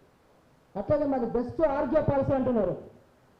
అంటే ఈరోజు పరిస్థితి చూస్తే ఎంజిఎంలోనేమో పేషెంట్స్ ఎలుకలు కొరికి చచ్చిపోయే పరిస్థితి, ఉస్మానియా ఆసుపత్రిలోనేమో డాక్టర్లు హెల్మెట్లు పెట్టుకొని పైన కప్పు కింద పడిపోయి ఎక్కడ పడుతుందా అని చెప్పేసి డాక్టర్లు హెల్మెట్లు పెట్టుకొని ఆపరేషన్ చేసే పరిస్థితి. సో ఈరోజు మనకి మారుమూల ప్రాంతాల నుంచి ఏ జబ్బు వచ్చినా పేయి బాగాలేకున్నా హైదరాబాద్కి ఒక ప్రైవేట్ అంబులెన్స్ కట్టుకొని రావడం పరిస్థితి. అంటే దీన్ని బెస్ట్ ఆరోగ్య పరిస్థితి ఎక్కడ అర్థం కాదు. అట్లాగే బెస్ట్ వ్యవసాయం పాలసీ అంటాడు. బెస్ట్ వ్యవసాయం పాలసీ అయితే ఎందుకు 8,000 మంది రైతులు ఆత్మహత్య చేస్తున్నారు, ఎందుకు 22 లక్షల మంది కౌలు రైతులకు సంబంధించి నువ్వు దోషపుచ్చుకుంటున్నావు అనేది మనకు అర్థమవుతుంది. మా బెస్ట్ వ్యవసాయం పాలసీ అంటారు. ఇంకా మరీ సిగ్గులేని తత్వము బెస్ట్ హౌసింగ్ పాలసీ అంటాడు. 20 లక్షల మంది దరఖాస్తు పెడితే మాకు గుడిసె ఉన్నారా బాబు, మాకు ఇల్లు లేవు, మాకు అద్దె ఇళ్ళలో ఉంటున్నాం అని దరఖాస్తు పెడితే కనీసం పట్టుమని 1 లక్ష ఇల్లు కూడా ఇవ్వని ఈ 10 సంవత్సరాల్లో దరిద్రపు గవర్నమెంట్ సిగ్గు లేకుండా మన దేశం మొత్తంలో బెస్ట్ హౌసింగ్ పాలసీ అని ప్రకటించుకుంటున్నది. అంటే ఇలాంటి అబద్ధాలు మనం చెప్పుకుంటూ పోతే అసలు ఎన్ని అబద్ధాలు ఉన్నాయో మనందరికీ తెలుసు ఇక్కడ. అట్లాగే ఇది రాష్ట్రానికి కానీ దేశానికి కానీ సమాజానికి కానీ పునాది లాంటి విద్యని పూర్తిగా ధ్వంసం చేస్తున్నారని మనందరికీ తెలిసింది. ఎందుకంటే మనం ప్రతిసారి చెప్పుకోవాలి దీనికి సంబంధించి. ఎందుకంటే 50 లక్షల కుటుంబాలు వాళ్ళ పిల్లల్ని మనకి ఈరోజు ఒక పిచ్చి ప్రభుత్వ పాఠశాలలో చదివించుకుంటున్నారు, ఒక పిచ్చి ప్రైవేటు పాఠశాలలో చదివించుకుంటున్నారు, డబ్బులను పోగొట్టుకుంటూ ఒకవైపు. సో ఇప్పుడు ఈరోజు ఎంత దుర్మార్గం అంటే గత 20-30 సంవత్సరాల నుంచి ఇప్పటి వరకు ఏ ప్రభుత్వం కూడా విద్యకు కేటాయించని అతి తక్కువ బడ్జెట్ శాతం 6.4% కేటాయిస్తున్నారు. ఇది దుర్మార్గత్వం. దేశం మొత్తంలో కూడా అతి తక్కువ బడ్జెట్ కేటాయింపు విద్యకు ఇచ్చినటువంటి ఈ రాష్ట్రము, ఈ కేసీఆర్ రాష్ట్రం అనేది మనం చెప్పుకోవాల్సిన అవసరం ఉంది. అట్లాగే నిరుద్యోగాలకు సంబంధించి ఎంత పచ్చి మోసం చేస్తున్నాడో మనం ప్రతిరోజు చూస్తున్నాం. నిన్నటికి నిన్న కేసీఆర్ ఇందాక చెప్పారు కట్టారు, నిన్నటికి నిన్న సిగ్గు లేకుండా కేటీఆర్ ప్రబల్లికి అసలు దరఖాస్తే పెట్టలేదు, అసలు గ్రూప్ ఎగ్జామే రాయటం లేదు అంటే మళ్ళీ వాళ్ళందరూ పరిగెత్తుకుంటూ వాళ్ళ కుటుంబ సభ్యులు వచ్చిండ్రు. అట్లా ఈరోజు క్లియర్ కట్గా మీరు కూడా వెళ్ళి టీఎస్పీఎస్సీ వెబ్సైట్కి వెళ్తే ఆ అమ్మాయికి సంబంధించిన డీటెయిల్స్ అన్ని కూడా కనబడుతున్నాయి క్లియర్గా హాల్ టికెట్తో సహా. అంటే ఇంత అబద్ధమ పరిపాలన చేసుకుంటూ అంటే మీరు ఎట్లయినా చేస్తే ఎంత అబద్ధం ఆడినా కానీ అధికారంలోకి రావాలి అనే ఒక దుర్మార్గపు ఆలోచన విధానంతో ఈరోజు బీఆర్ఎస్ వాళ్ళు పరిపాలన చేస్తున్నారు. అట్లాగే మనకి ఇక్కడ ముస్లిం సోదరులు ఉన్నారు కాబట్టి మనము ఎంఐఎం గురించి కూడా చెప్పుకోవాలి. ఎంఐఎంకి సంబంధించి ఎంఐఎం, బీఆర్ఎస్, బీజేపీ ఏ రకంగా వెనకాల ఈ ముగ్గురు కూడా కలిసి పనిచేస్తున్నారు అనేది మనము మాట్లాడుకోవాల్సిన అవసరం ఉంది. ఈ ఎంఐఎం వాళ్ళు ఓల్డ్ సిటీకి సంబంధించిన 7 నియోజకవర్గాల్లో ఉంటే మనకేమి సమస్య లేదు, కానీ ఈరోజు బీఆర్ఎస్ని గెలిపించాలనే ఉద్దేశంతో సో బీఆర్ఎస్కి సంబంధించిన ముస్లిం ఓట్లు ఎక్కడైతే ఈ మధ్య పడటం లేదని వాళ్ళకి అర్థమైపోయిందో అందుకని అవన్నీ కూడా సో కనీసం వేరే వాళ్ళకి అపోజిషన్ వాళ్ళు పడకుండా ఉండడానికి ఎంఐఎంతో క్యాండిడేట్లు పెట్టిస్తున్నారు. ఇది మనము ముస్లిం సోదరులందరికీ కూడా రాష్ట్రం అంతా కూడా చెప్పుకోవాల్సిన పరిస్థితి ఉంది. సో అందరూ కూడా బీఆర్ఎస్ను ఓడించకపోతే బీజేపీ ముందుకు వస్తుంది అని మన ముస్లిం సోదరులకు చెప్పాల్సినటువంటి అవసరం మనకి ఈరోజు ఉంది. సో ఈరోజు ఏంటంటే పరిస్థితి, నలుగురు దొంగలు, ఒక కుటుంబంలో నలుగురు దొంగలు దొంగతనం పేరు మీద అబద్ధాలు ఆడుకుంటూ వాళ్ళ నోటికి సంబంధించి బాగా ఒక బ్రహ్మాండమైనటువంటి ఒక స్కిల్ని ఉపయోగించుకుంటూ దొంగ పరిపాలన స్టార్ట్ చేసి ఈరోజు ఇంకొక 400 మంది దొంగల్ని వాళ్ళకి యాడ్ చేసుకొని వాళ్ళతో కలుపుకొని ఈరోజు 4 కోట్ల మంది తెలంగాణ వాళ్ళని భయంకరంగా అవినీతితోనే మోసం చేస్తున్నారు అనేది మనము పెద్ద ఎత్తున ప్రచారం చేసుకోవాలి.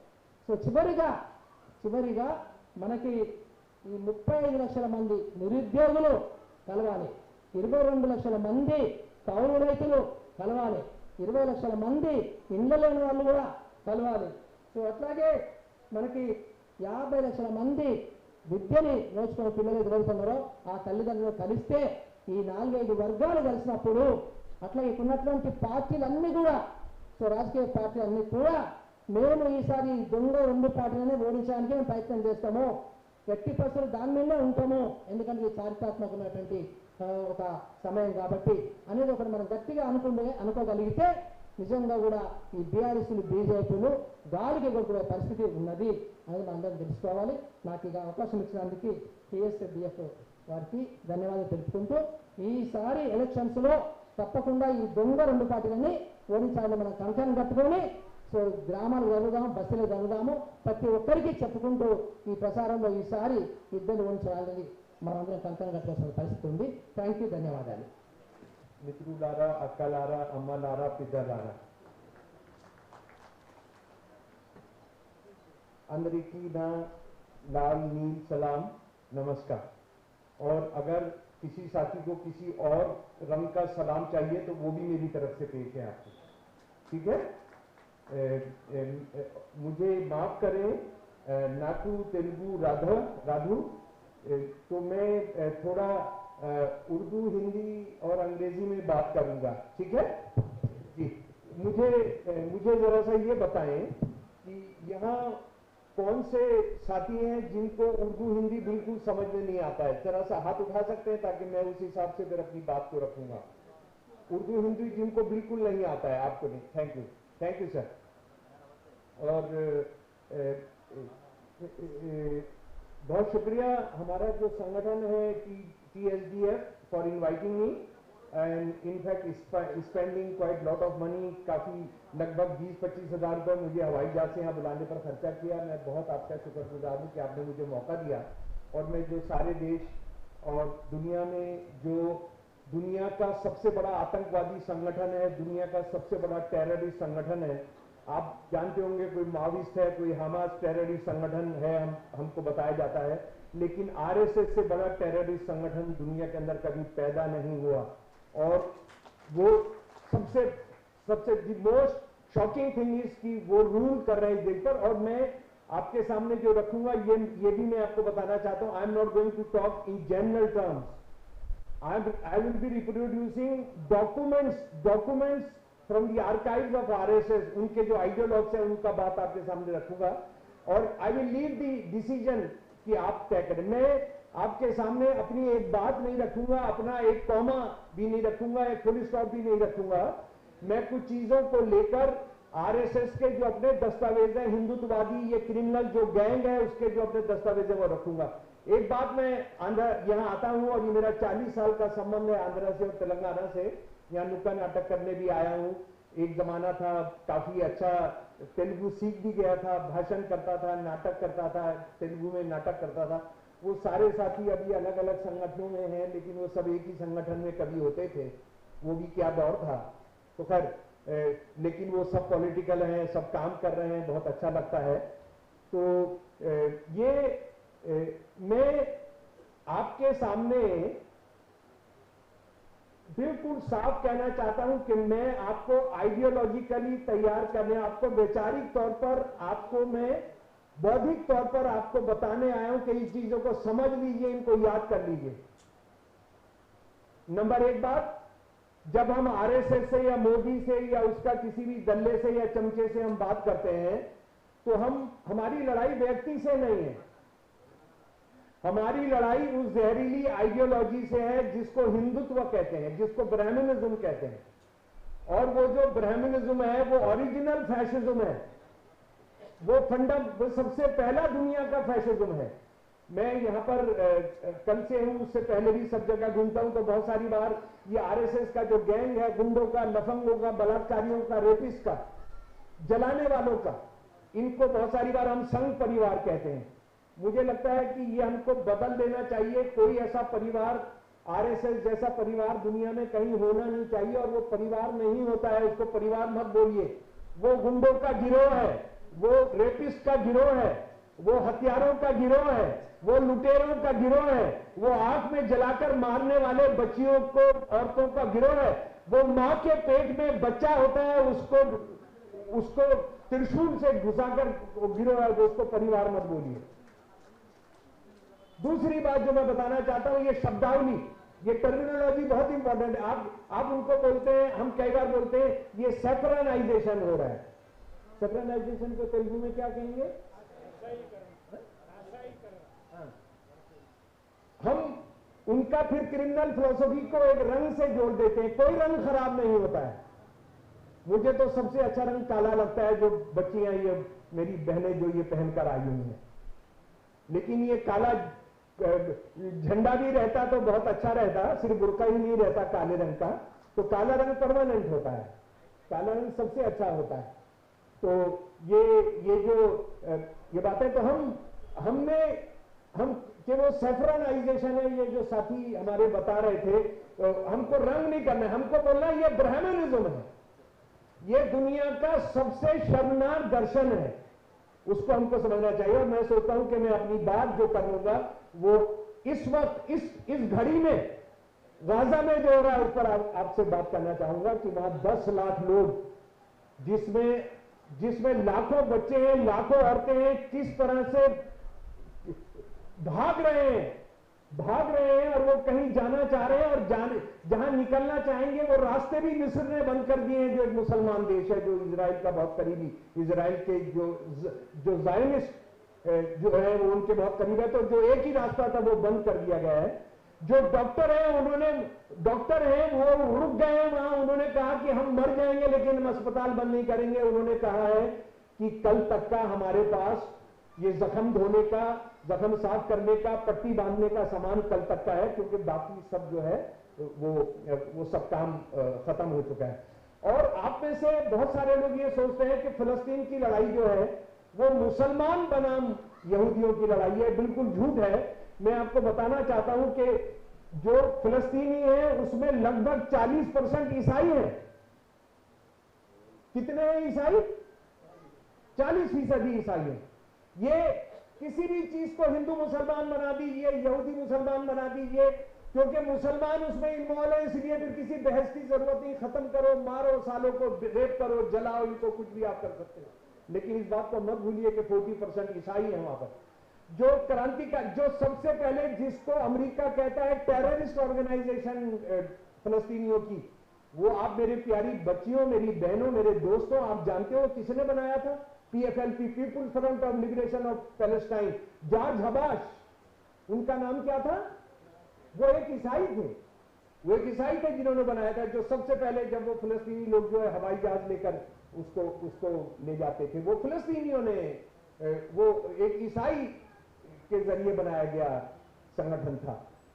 और जरा अब हम अपने ये हृदय सम्राट का, जो हमारे हिंदू हृदय सम्राट जो है मोदी जी की जब बात करते हैं, तो इन्होंने सबसे अभी पता भी नहीं है वहां क्या हो रहा है। मोदी जी ने कहा हम इजराइल के साथ हैं, हम इजराइल के साथ हैं। ये मोदी वो बंदा है जिसको मणिपुर जाने का समय नहीं मिला है, जो मणिपुर पर खामोश रहता है, जहां हिंदुस्तानी भारतीय औरतों के साथ बलात्कार हो रहा है, मारा जा रहा है, सेना के लोगों को मारा जा रहा है। एक ही प्रांत जो है मणिपुर, वो 2 देशों में बट गया है, मेती में और कुकी के अंदर, और सेना के लोग मारे जा रहे हैं। भारत के जो मेती और कुकी बच्चियां हैं वो मारी जा रही हैं। जो भारत के सेना में कुकी या मेती लोग हैं उनको एक दूसरे लोग मार दे रहे हैं। इनको वहां जाने का समय नहीं मिला है। हमारे टीवी के चैनल सारा इजराइल पहुंच गए, वीजा मिल गया है। ये क्रिमिनल मीडिया वाले इनको मणिपुर जाने में, टीम भेजने में, जहां पर कोई वीजा की जरूरत नहीं पड़ती है, ये वहां नहीं भेज पाए। आप इस देश का क्या हाल करके रखा है, यू कैन अंडरस्टैंड। हम सवाल नहीं पूछ रहे हैं, हम इसके हम गुस्सा नहीं कर रहे हैं, लेकिन अब हम जरा सा आ जाते हैं जो बात करने के लिए असल में मैं आपके बीच में आया, वो ये है कि आमतौर पर इस देश में लोग ये सोचते हैं, और सच भी है, कि आरएसएस या हिंदुत्ववाद जो है वो उसने हिटलर मसोलिनी से फैसिज्म सीखा है। ये एक और बड़ा झूठ है, और एक ऐसी बहस है जो अपने सर के बल खड़ी है। ब्राह्मणिज्म के रहते हुए, मनुस्मृति के रहते हुए, जिसको आरएसएस वाले भारत का संविधान बनाना चाहते हैं, उस पर मैं अभी बात करूंगा आगे, उसके रहते हुए कोई हिटलर मसोलिनी से कोई कुछ भी लेने की जरूरत नहीं है।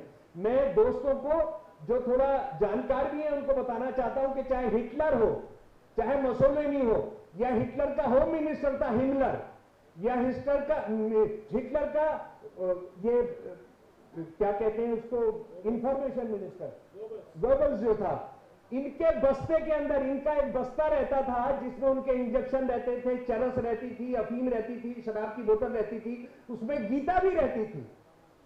कौन सी एक किताब कौन सी होती थी? बाइबल नहीं होती थी। कौन सी किताब होती थी? गीता। गीता जो इस दुनिया की फैसिस्ट, जो गीता जो इस किताब की जातिवाद, जो ब्राह्मणवाद का सबसे बड़ा प्रतीक है। आप अभी गूगल डाल लीजिए अगर आपके पास वीडियो, और आप देख लीजिए कि उनके बैग के अंदर गीता रहती थी या नहीं रहती थी।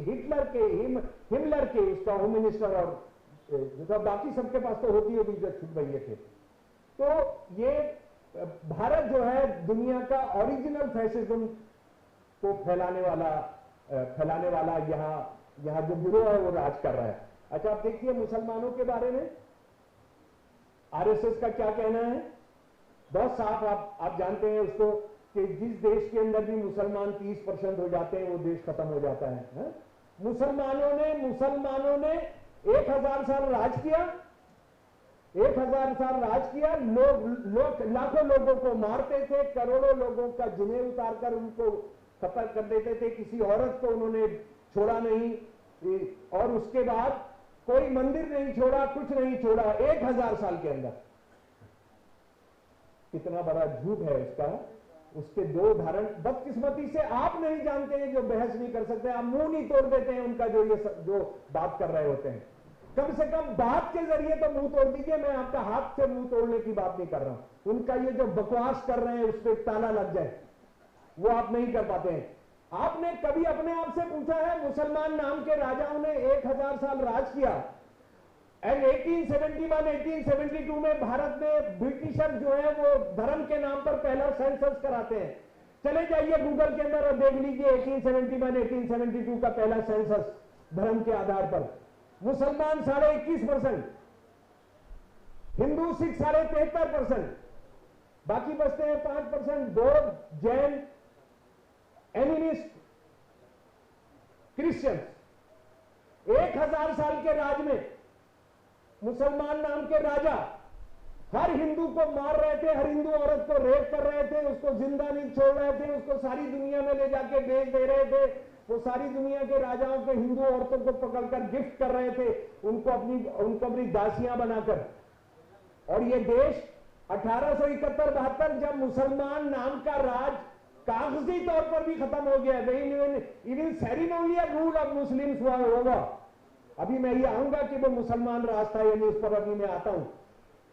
1000 साल के राज के बाद मुसलमान 21.5% और हिंदू 73.5%। तो या तो आप झूठ बोल रहे हैं या वो आंकड़ा गलत है। सच्ची बात यह है, और मैं जो यहां मुसलमान बैठे हैं उनको कह रहा हूं, बिल्कुल अपने में घुटकर मत मरिए, अपने में घुटकर नहीं मरिए, बिल्कुल डिफेंसिव मत होइए। आप किसी के बाप की जागीर में किराएदार नहीं है। आप जो है, आपने 1857 में आप 20% थे, मैंने सारी दुनिया से 1857 के शहीदों के नाम जमा किए हैं सरकारी तौर पर जो है उस जमाने के दस्तावेजों से। Muslims put in 40%, so far not as for person. आबादी है 20%, 21%। शहीद 1857 में कितने हैं? हिंदुओं के साथ सिखों के साथ खड़े होकर 40% शहीद है। इसको समझिए। अच्छा, दूसरी बात जो ज्यादा अहम है, जो ज्यादा इंपॉर्टेंट है मेरे लिए, आप कह रहे हैं 1000 साल का राज मुसलमानों का राज। क्या आप जानते हैं कि मोहम्मद बिन तुगलक मुसलमान मां का बच्चा नहीं था? क्या आप जानते हैं कि अकबर के बाद कोई भी मुगल राजा का मां जो है मुसलमान नहीं है? ये मुसलमान नाम के राजा अपने आप को ऊंची जात का समझते थे। वो भारत के जो मुसलमान थे उनसे नफरत करते थे। कभी भी मुगलों ने ना भारतीय किसी मुसलमान को लड़की दी ना लड़की ली। समझ लीजिए इसको, जो हमारे मुसलमानों के बीच में कि वो साहब औरंगजेब बहुत बहादुर मुसलमान थे और फलां बहुत बहादुर मुसलमान थे और उन्होंने इस्लामी राज स्थापित किया। इनके सारे प्राइम मिनिस्टर्स, इनके सारे होम मिनिस्टर, इनके सारे रेवेन्यू मिनिस्टर सारे हिंदू थे, कायस्थ थे, ब्राह्मण थे, ठाकुर थे। आप हमको बताया जाता है ये आरएसएस वाले गुंडे लफंगे, जिनको मैं सेमी इलिटरेट भी नहीं कहता हूं, क्योंकि सेमी इलिटरेट, जिनको मैं इलिटरेट भी नहीं कहता हूं, यानी जो बिल्कुल अनपढ़ होते हैं, मैं इनको सेमी इलिटरेट कहता हूं, अर्ध अनपढ़। क्योंकि अर्ध अनपढ़ जो है उससे खराब कोई चीज होती नहीं है। ये जो है, औरंगजेब किसकी लड़ाई लड़ाए थे? इस्लाम के लिए। शिवाजी किसकी लड़ाई लड़ाए थे? हिंदुओं के लिए, हिंदू धर्म के लिए। लेकिन आप जानते हैं क्या, मंच पर बैठे हुए हमारे जो साथी लोग हैं, मेरे साथ लड़ने वाले साथी लोग हैं, क्या वो ये जानते हैं कि औरंगजेब और शिवाजी का कभी मुकाबला हुआ ही नहीं जंग में?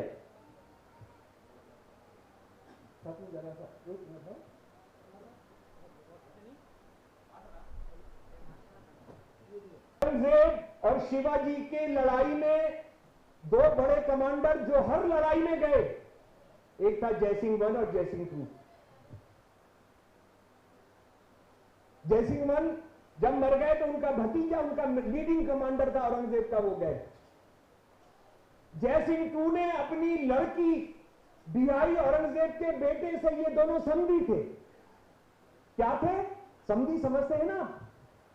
लड़की और लड़के के जो बाप होते हैं वो समधी समझ गए, समधी थे।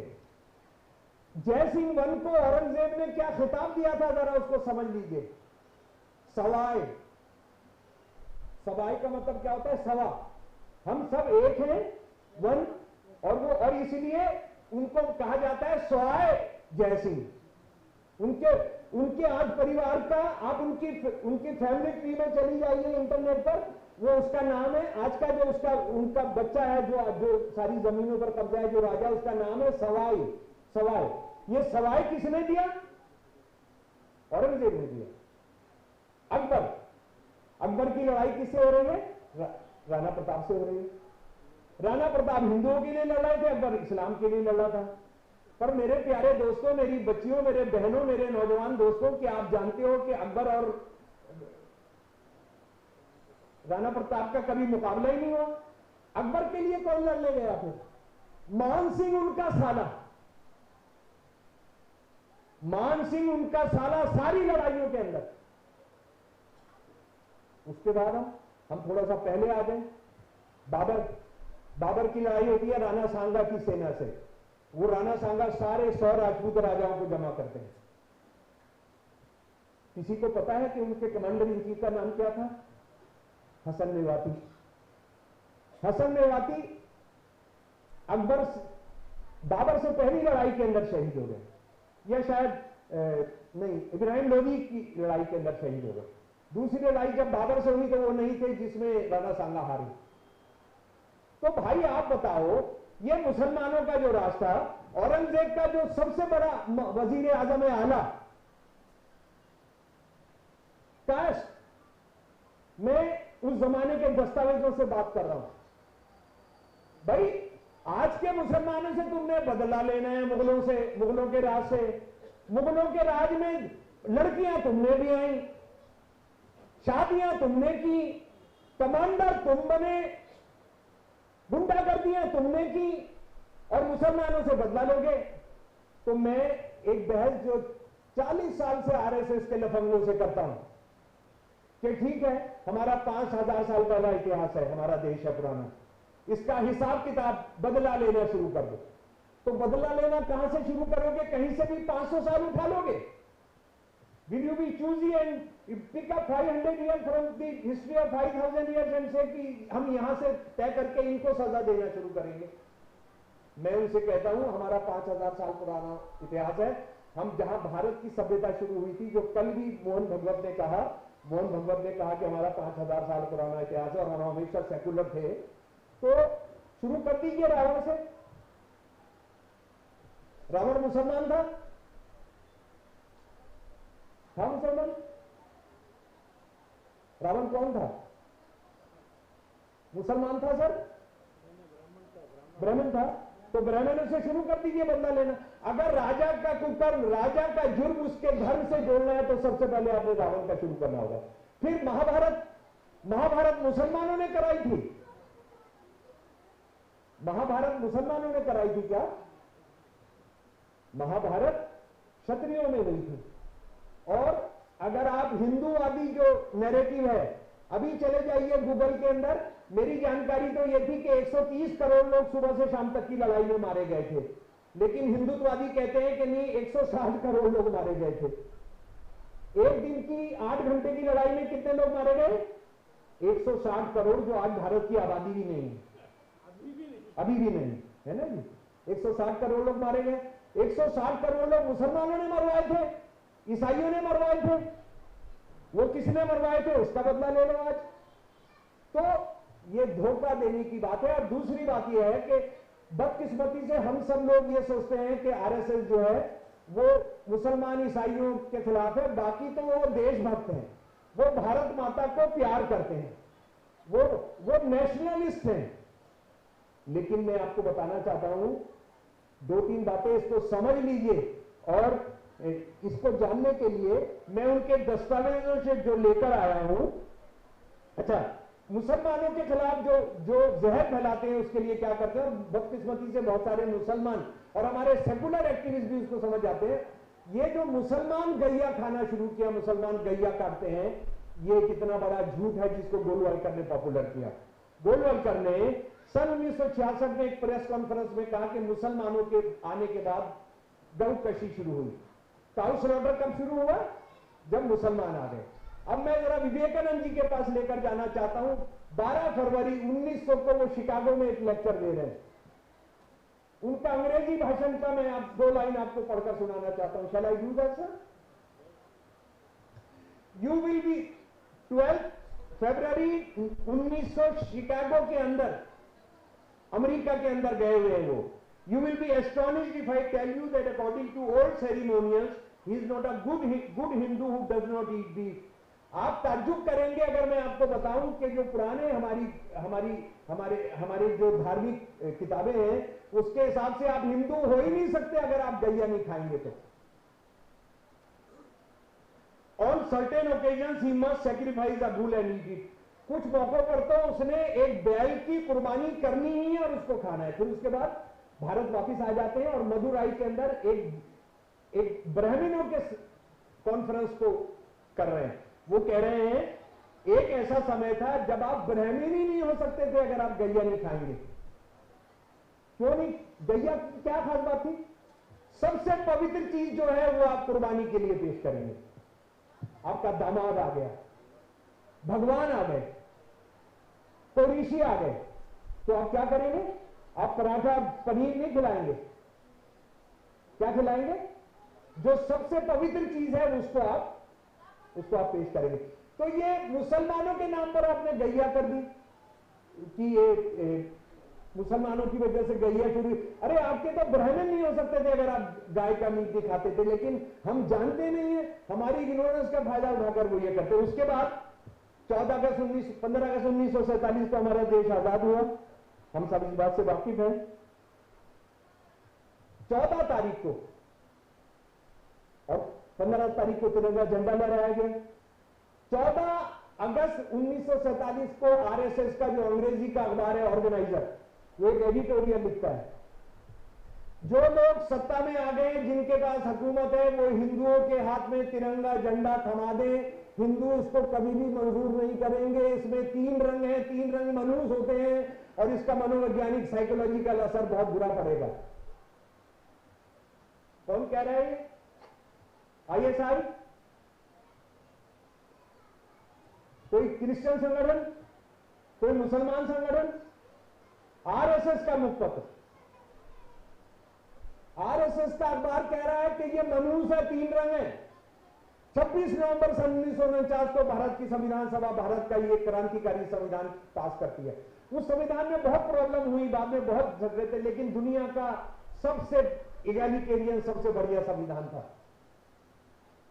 पहली बार इसमें एक शब्द यूज किया गया, एक लफ्ज यूज किया गया जिसको पहले दुनिया के किसी, चाहे इंग्लैंड का हो, फ्रांस का हो, जिसको हम कहते हैं बड़े क्रांतिकारी संविधान थे, अमेरिका का हो, वहां भी वो शब्द इस्तेमाल नहीं किया गया था। दैट वाज हमारे जज साहब बैठे हैं यहां पर महान, हमारे फ्रेटर्निटी। फ्रेटर्निटी शब्द, फ्रेटर्निटी का मतलब होगा मोटे तौर पर भाईचारा, भाईचारा, भाईचारा, यानी सब इंसान यकजहती। फ्रेटर्निटी शब्द भारत, दुनिया के अंदर भारत के पहले बार एक संविधान में इस्तेमाल किया गया, और ये जाति के बाहर, धर्म के बाहर, लिंग के बाहर ये जाता है, ये सब उसके बाहर चला जाता है। 4 दिन के बाद आरएसएस का उसी अखबार ऑर्गेनाइजर एडिटोरियल लिखता है, हमको मनुस्मृति चाहिए, हमको मनुस्मृति चाहिए, हम इसको रद्द कर देते हैं। और इससे पहले सावरकर जो 7 माफीनामे लिखता है अंग्रेजों को, और 40 साल की सजा में से 31 साल उसके कम हो जाते हैं, जो आरएसएस का वीर है। तो बहादुर, वीर, ब्रेव की भी डेफिनेशन आप अच्छी तरह से बदल लीजिए। बहादुर वो नहीं होता जो लड़ता है, बहादुर वो होता है जो 5-7 माफीनामे लिखकर अपनी सजा 40 साल से ज्यादा कम करा लेता है 50 साल में, तो आरएसएस का वो बहादुर होता है। मैं आपको, थोड़ा समय है सर, थोड़ा समय है, किसको चाहते हैं, किसको चाह रहे हैं वो मनुस्मृति लाएंगे? सुन लीजिए जरा गौर से। चैप्टर 1 मनुस्मृति का ये काव्य है, ये पोएट्री के अंदर है, पोएट्री श्लोक्स के अंदर है, ये पोएट्री में है। चैप्टर 1 में 31 श्लोक है। जैसे हमारे कुरान में आयतें होती है ना, ये मनुस्मृति में भी आयतें समझ लीजिए आप, ये श्लोक है।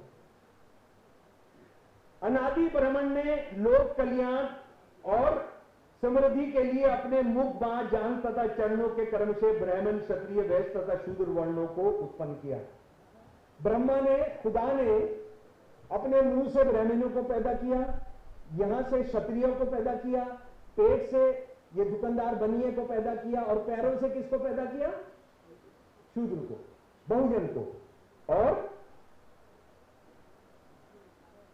भगवान ने शूद्र वर्ण के लोगों के लिए एक ही कर्तव्य कर्म निर्धारित किया है, तीनों अन्य वर्गों के निर्विकार भाव से सेवा करना।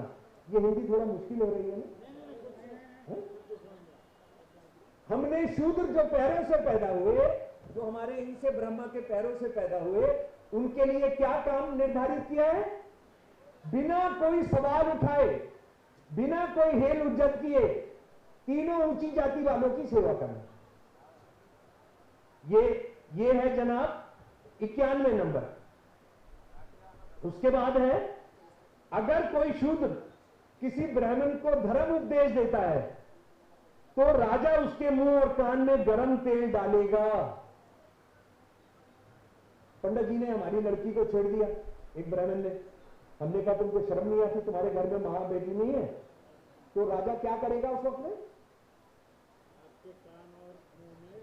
गरम तेल, ठंडा नहीं सर, ठंडा तो फायदा कर सकता है, गरम तेल डालेगा, है ना जी।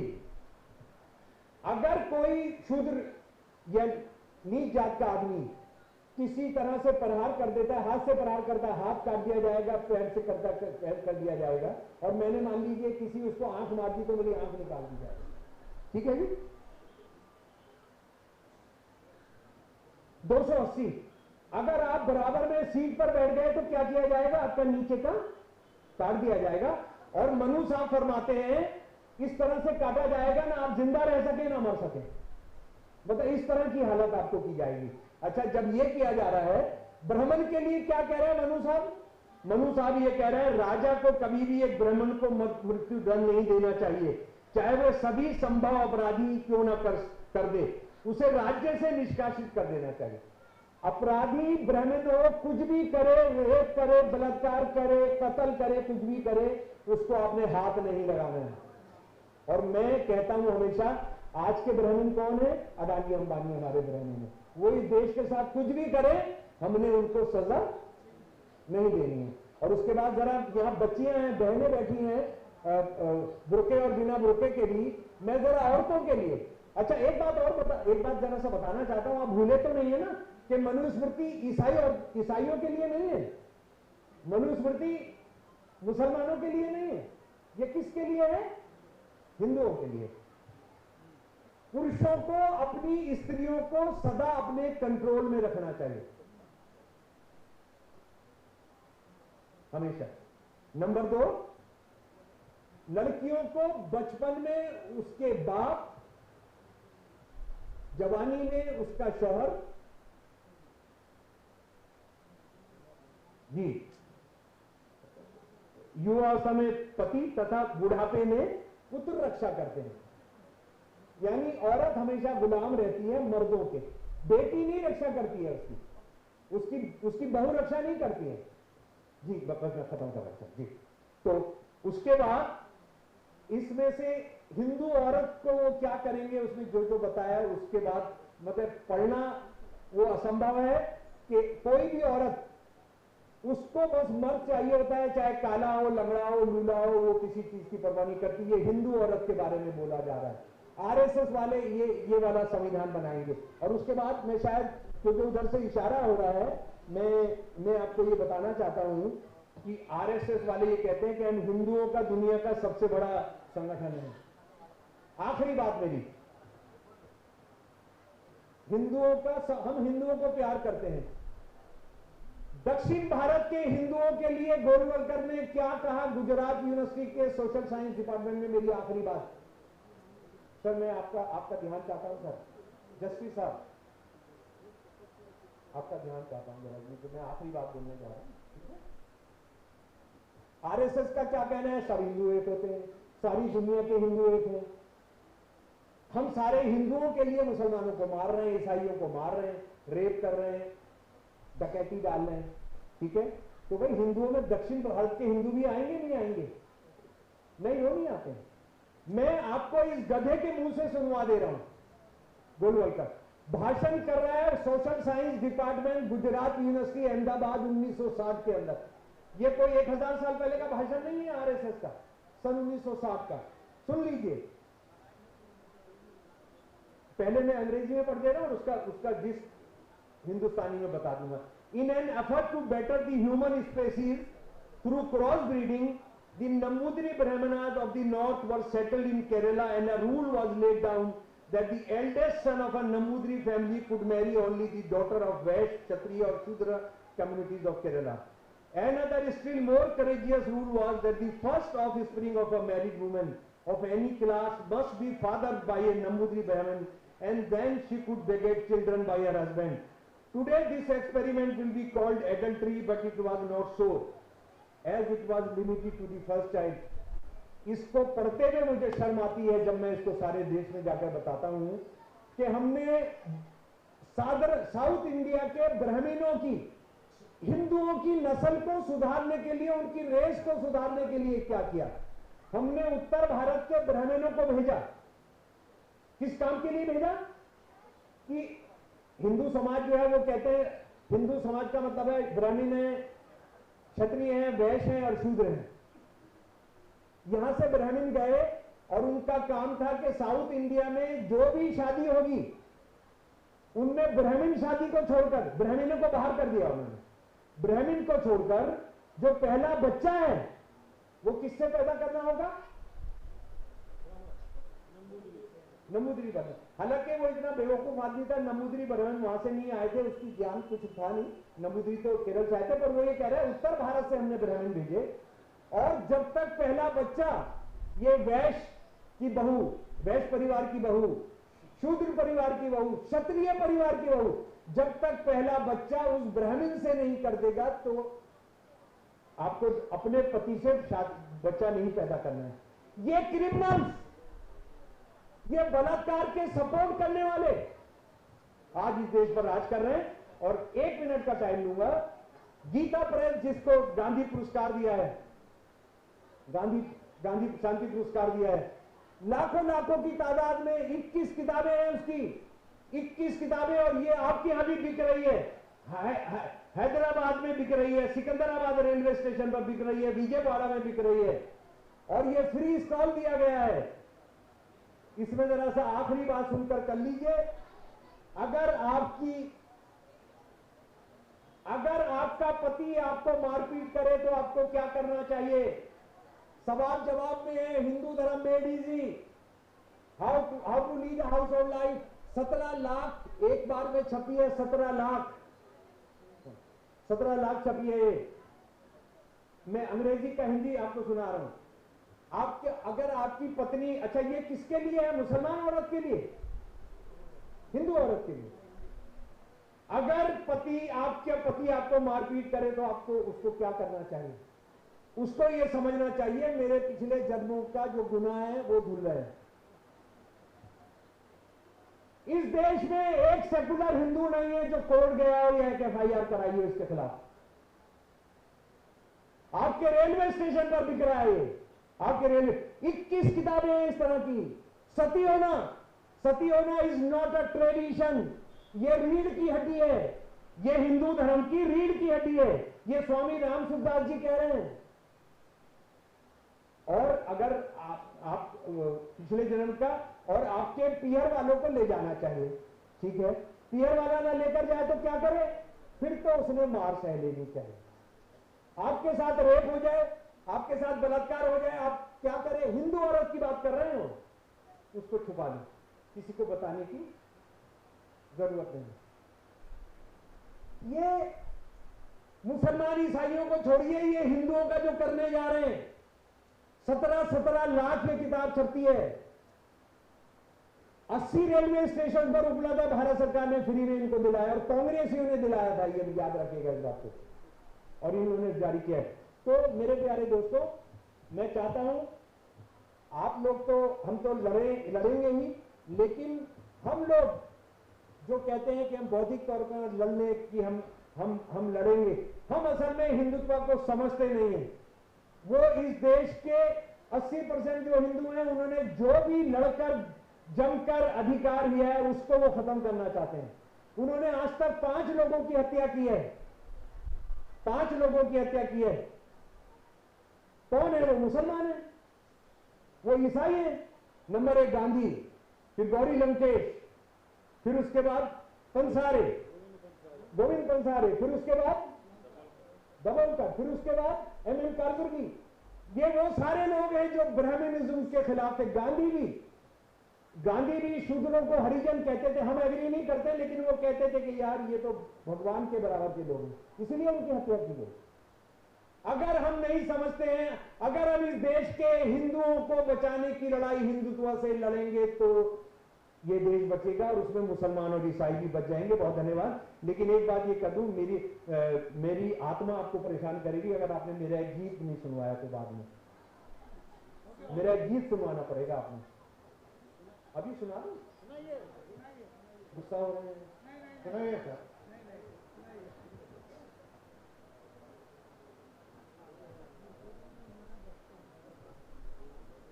ये सारे देश में जो हमारे अपने पर्सनल साथी शहीद हुए राज्य की हिंसा में, सांप्रदायिक हिंसा में, खालिस्तानी हिंसा में, हिंदुत्ववादी हिंसा में या राज्य की हिंसा में, उनके लिए साथी बृजमोहन ने एक गीत लिखा था जो हमारे देश में तराना बना। और पाकिस्तान में भी जो वहां कठमुल्लावाद के खिलाफ लड़ रहे हैं, वो जो शहीद हुए, वहां भी ये गीत गाया जाता है। ये बुनियादी तौर पर हिंदुस्तानी का गीत है, आप सुने गीत।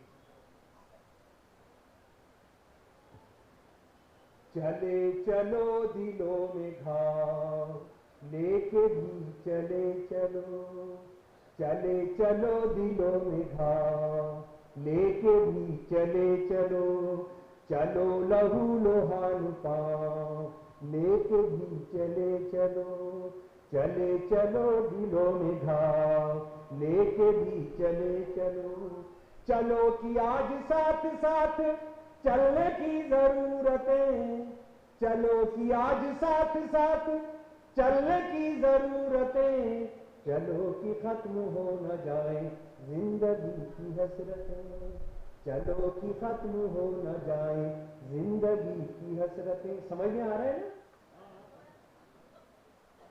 जमीन ख्वाब जिंदगी यकीन सबको बांट कर, जमीन ख्वाब जिंदगी यकीन सबको बांट कर, वो चाहते हैं बेबसी में आदमी झुकाए सर, वो चाहते हैं बेबसी में आदमी झुकाए सर, वो चाहते हैं जिंदगी हो रोशनी से बेखबर, वो एक एक करके अब जला रहे हैं हर शहर, वो एक एक करके अब जला रहे हैं हर शहर, जले हुए घरों के ख्वाब लेके भी चले चलो, चले चलो दिलों में घाव लेके भी चले चलो।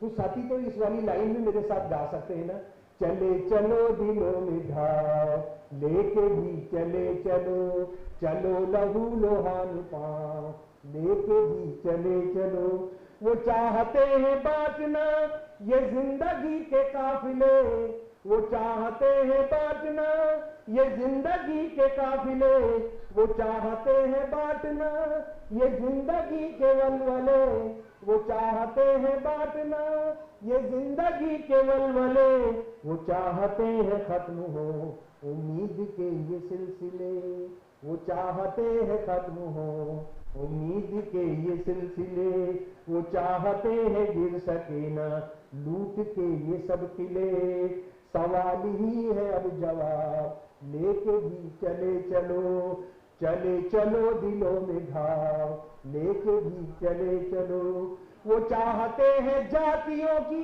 कास्ट की, वो चाहते हैं जातियों की बोलियों की फूट हो, वो चाहते हैं धर्म को मजहब को, वो चाहते हैं धर्म को तबाहियों की छूट हो, वो चाहते हैं जिंदगी में हो फरेब झूठ हो, वो चाहते हैं जिंदगी में हो फरेब झूठ हो, वो चाहते हैं जिस तरह भी हो मगर ये लूट हो, सिरों पे जो बची है छाव लेके भी चले चलो। और मेरे साथ गाइए, चले चलो दिलों में घाव लेके भी चले चलो, चलो लहू लोहान पाँव लेके भी चले चलो, चलो कि आज साथ साथ चलने की जरूरतें, चलो कि आज साथ साथ चलने की जरूरतें, चलो कि खत्म हो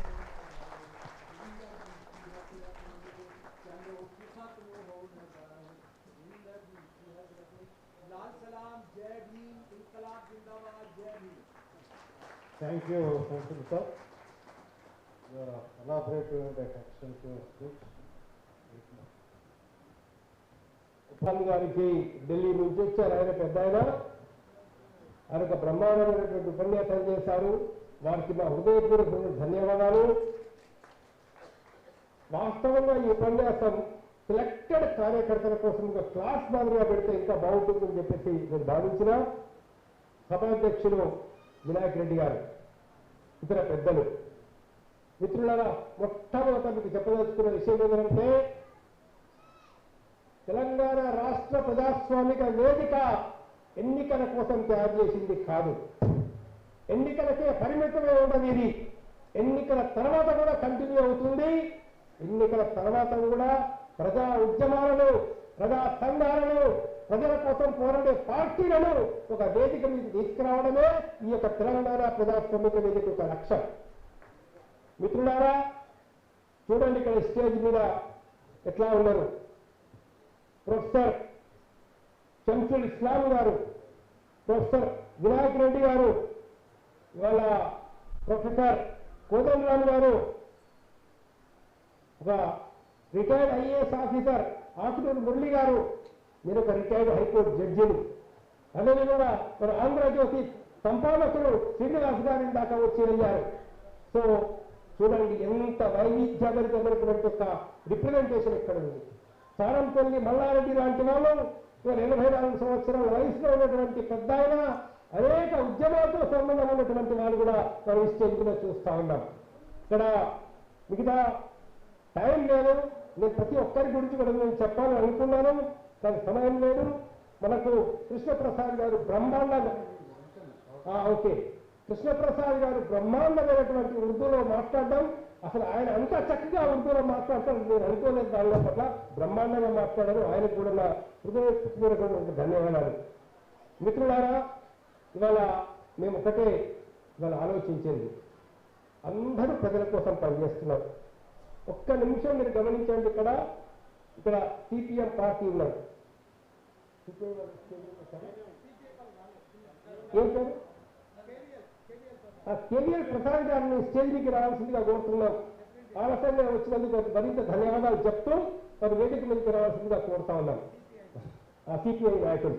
సో చూడండి, ఇక్కడ సిపిఎం పార్టీ నాయకులు, సీనియర్ నాయకులు ఉన్నారు, సిపిఐ నాయకులు ఉన్నారు. అదేవిధంగా ఏతున్నదో మనకు న్యూ డెమోక్రసీ రాష్ట్ర కార్యదర్శి సాధినేని వెంకటేశ్వరరావు గారు ఉన్నారు, సి రంగారావు గారు, సిపిఐ ఎంఎల్ ప్రజాపంత ఉన్నారు, డివి చలపతిరావు గారు, సిపిఎం ఎంఎల్ న్యూ డెమోక్రసీ రాష్ట్ర కార్యవర్గ సభ్యులు ఉన్నారు, గోగిరిని రవి గారు, ఎంసిపిఐ ఓంకార్ పార్టీ రాష్ట్ర కార్యదర్శి గారు ఉన్నారు, సిహెచ్ మురళి గారు, ఎంసిపిఐయు రాష్ట్ర కార్యదర్శి గారు ఉన్నారు. అదేవిధంగా మురహరి గారు ఎస్యుసిఐ రాష్ట్ర కార్యదర్శి గారు ఉన్నారు, ప్రసాదన్న గారు, ఇవాళ జానకి రామన్ గారు, ప్రసాదన్న సిపిఐ ఎంఎల్ జానకి రామన్ గారు ఆర్ఎస్పి రాష్ట్ర కార్యదర్శి. ఇట్లా చూడండి. అదేవిధంగా మిత్రులు నైనాల బోర్దర్, అన్ని పార్టీల వాళ్ళు ఎవరి కోసమైతే గతంలో ప్రజల కోసం త్యాగాలు చేస్తున్నారో, ఎవరి కోసమైతే కార్మిక వర్గాల కోసం, రైతాంగాల కోసం పోరాడుతున్నారో, ఎవరైతే ఈ దేశంలో ఒక సోషలిస్ట్ సమాజం రావాలని కళ్ళగంటున్నారో, ఎవరైతే దోపిడీ వ్యవస్థ పోరని చెప్పేసి కోరుకుంటున్నారో, ఎవరైతే అందరికీ ఉచిత విద్య, ఉచిత వైద్యం కావాలని కోరుకుంటున్నారో, సమాజం కావాలని కోరుకుంటున్నారో, దళితుల మీద అక్రమాలు జరగద్దని కోరుకుంటున్నారో, మైనారిటీలకు కూడా సమాన హక్కులు కావాలని కోరుకుంటున్నారో, అలాంటి వాళ్ళందరూ పదేదిక మీద ఉన్నారు. ఎంత సంతోషకరమైన రోజు చెప్పండి, ఎంత ఆనందకరమైన రోజు.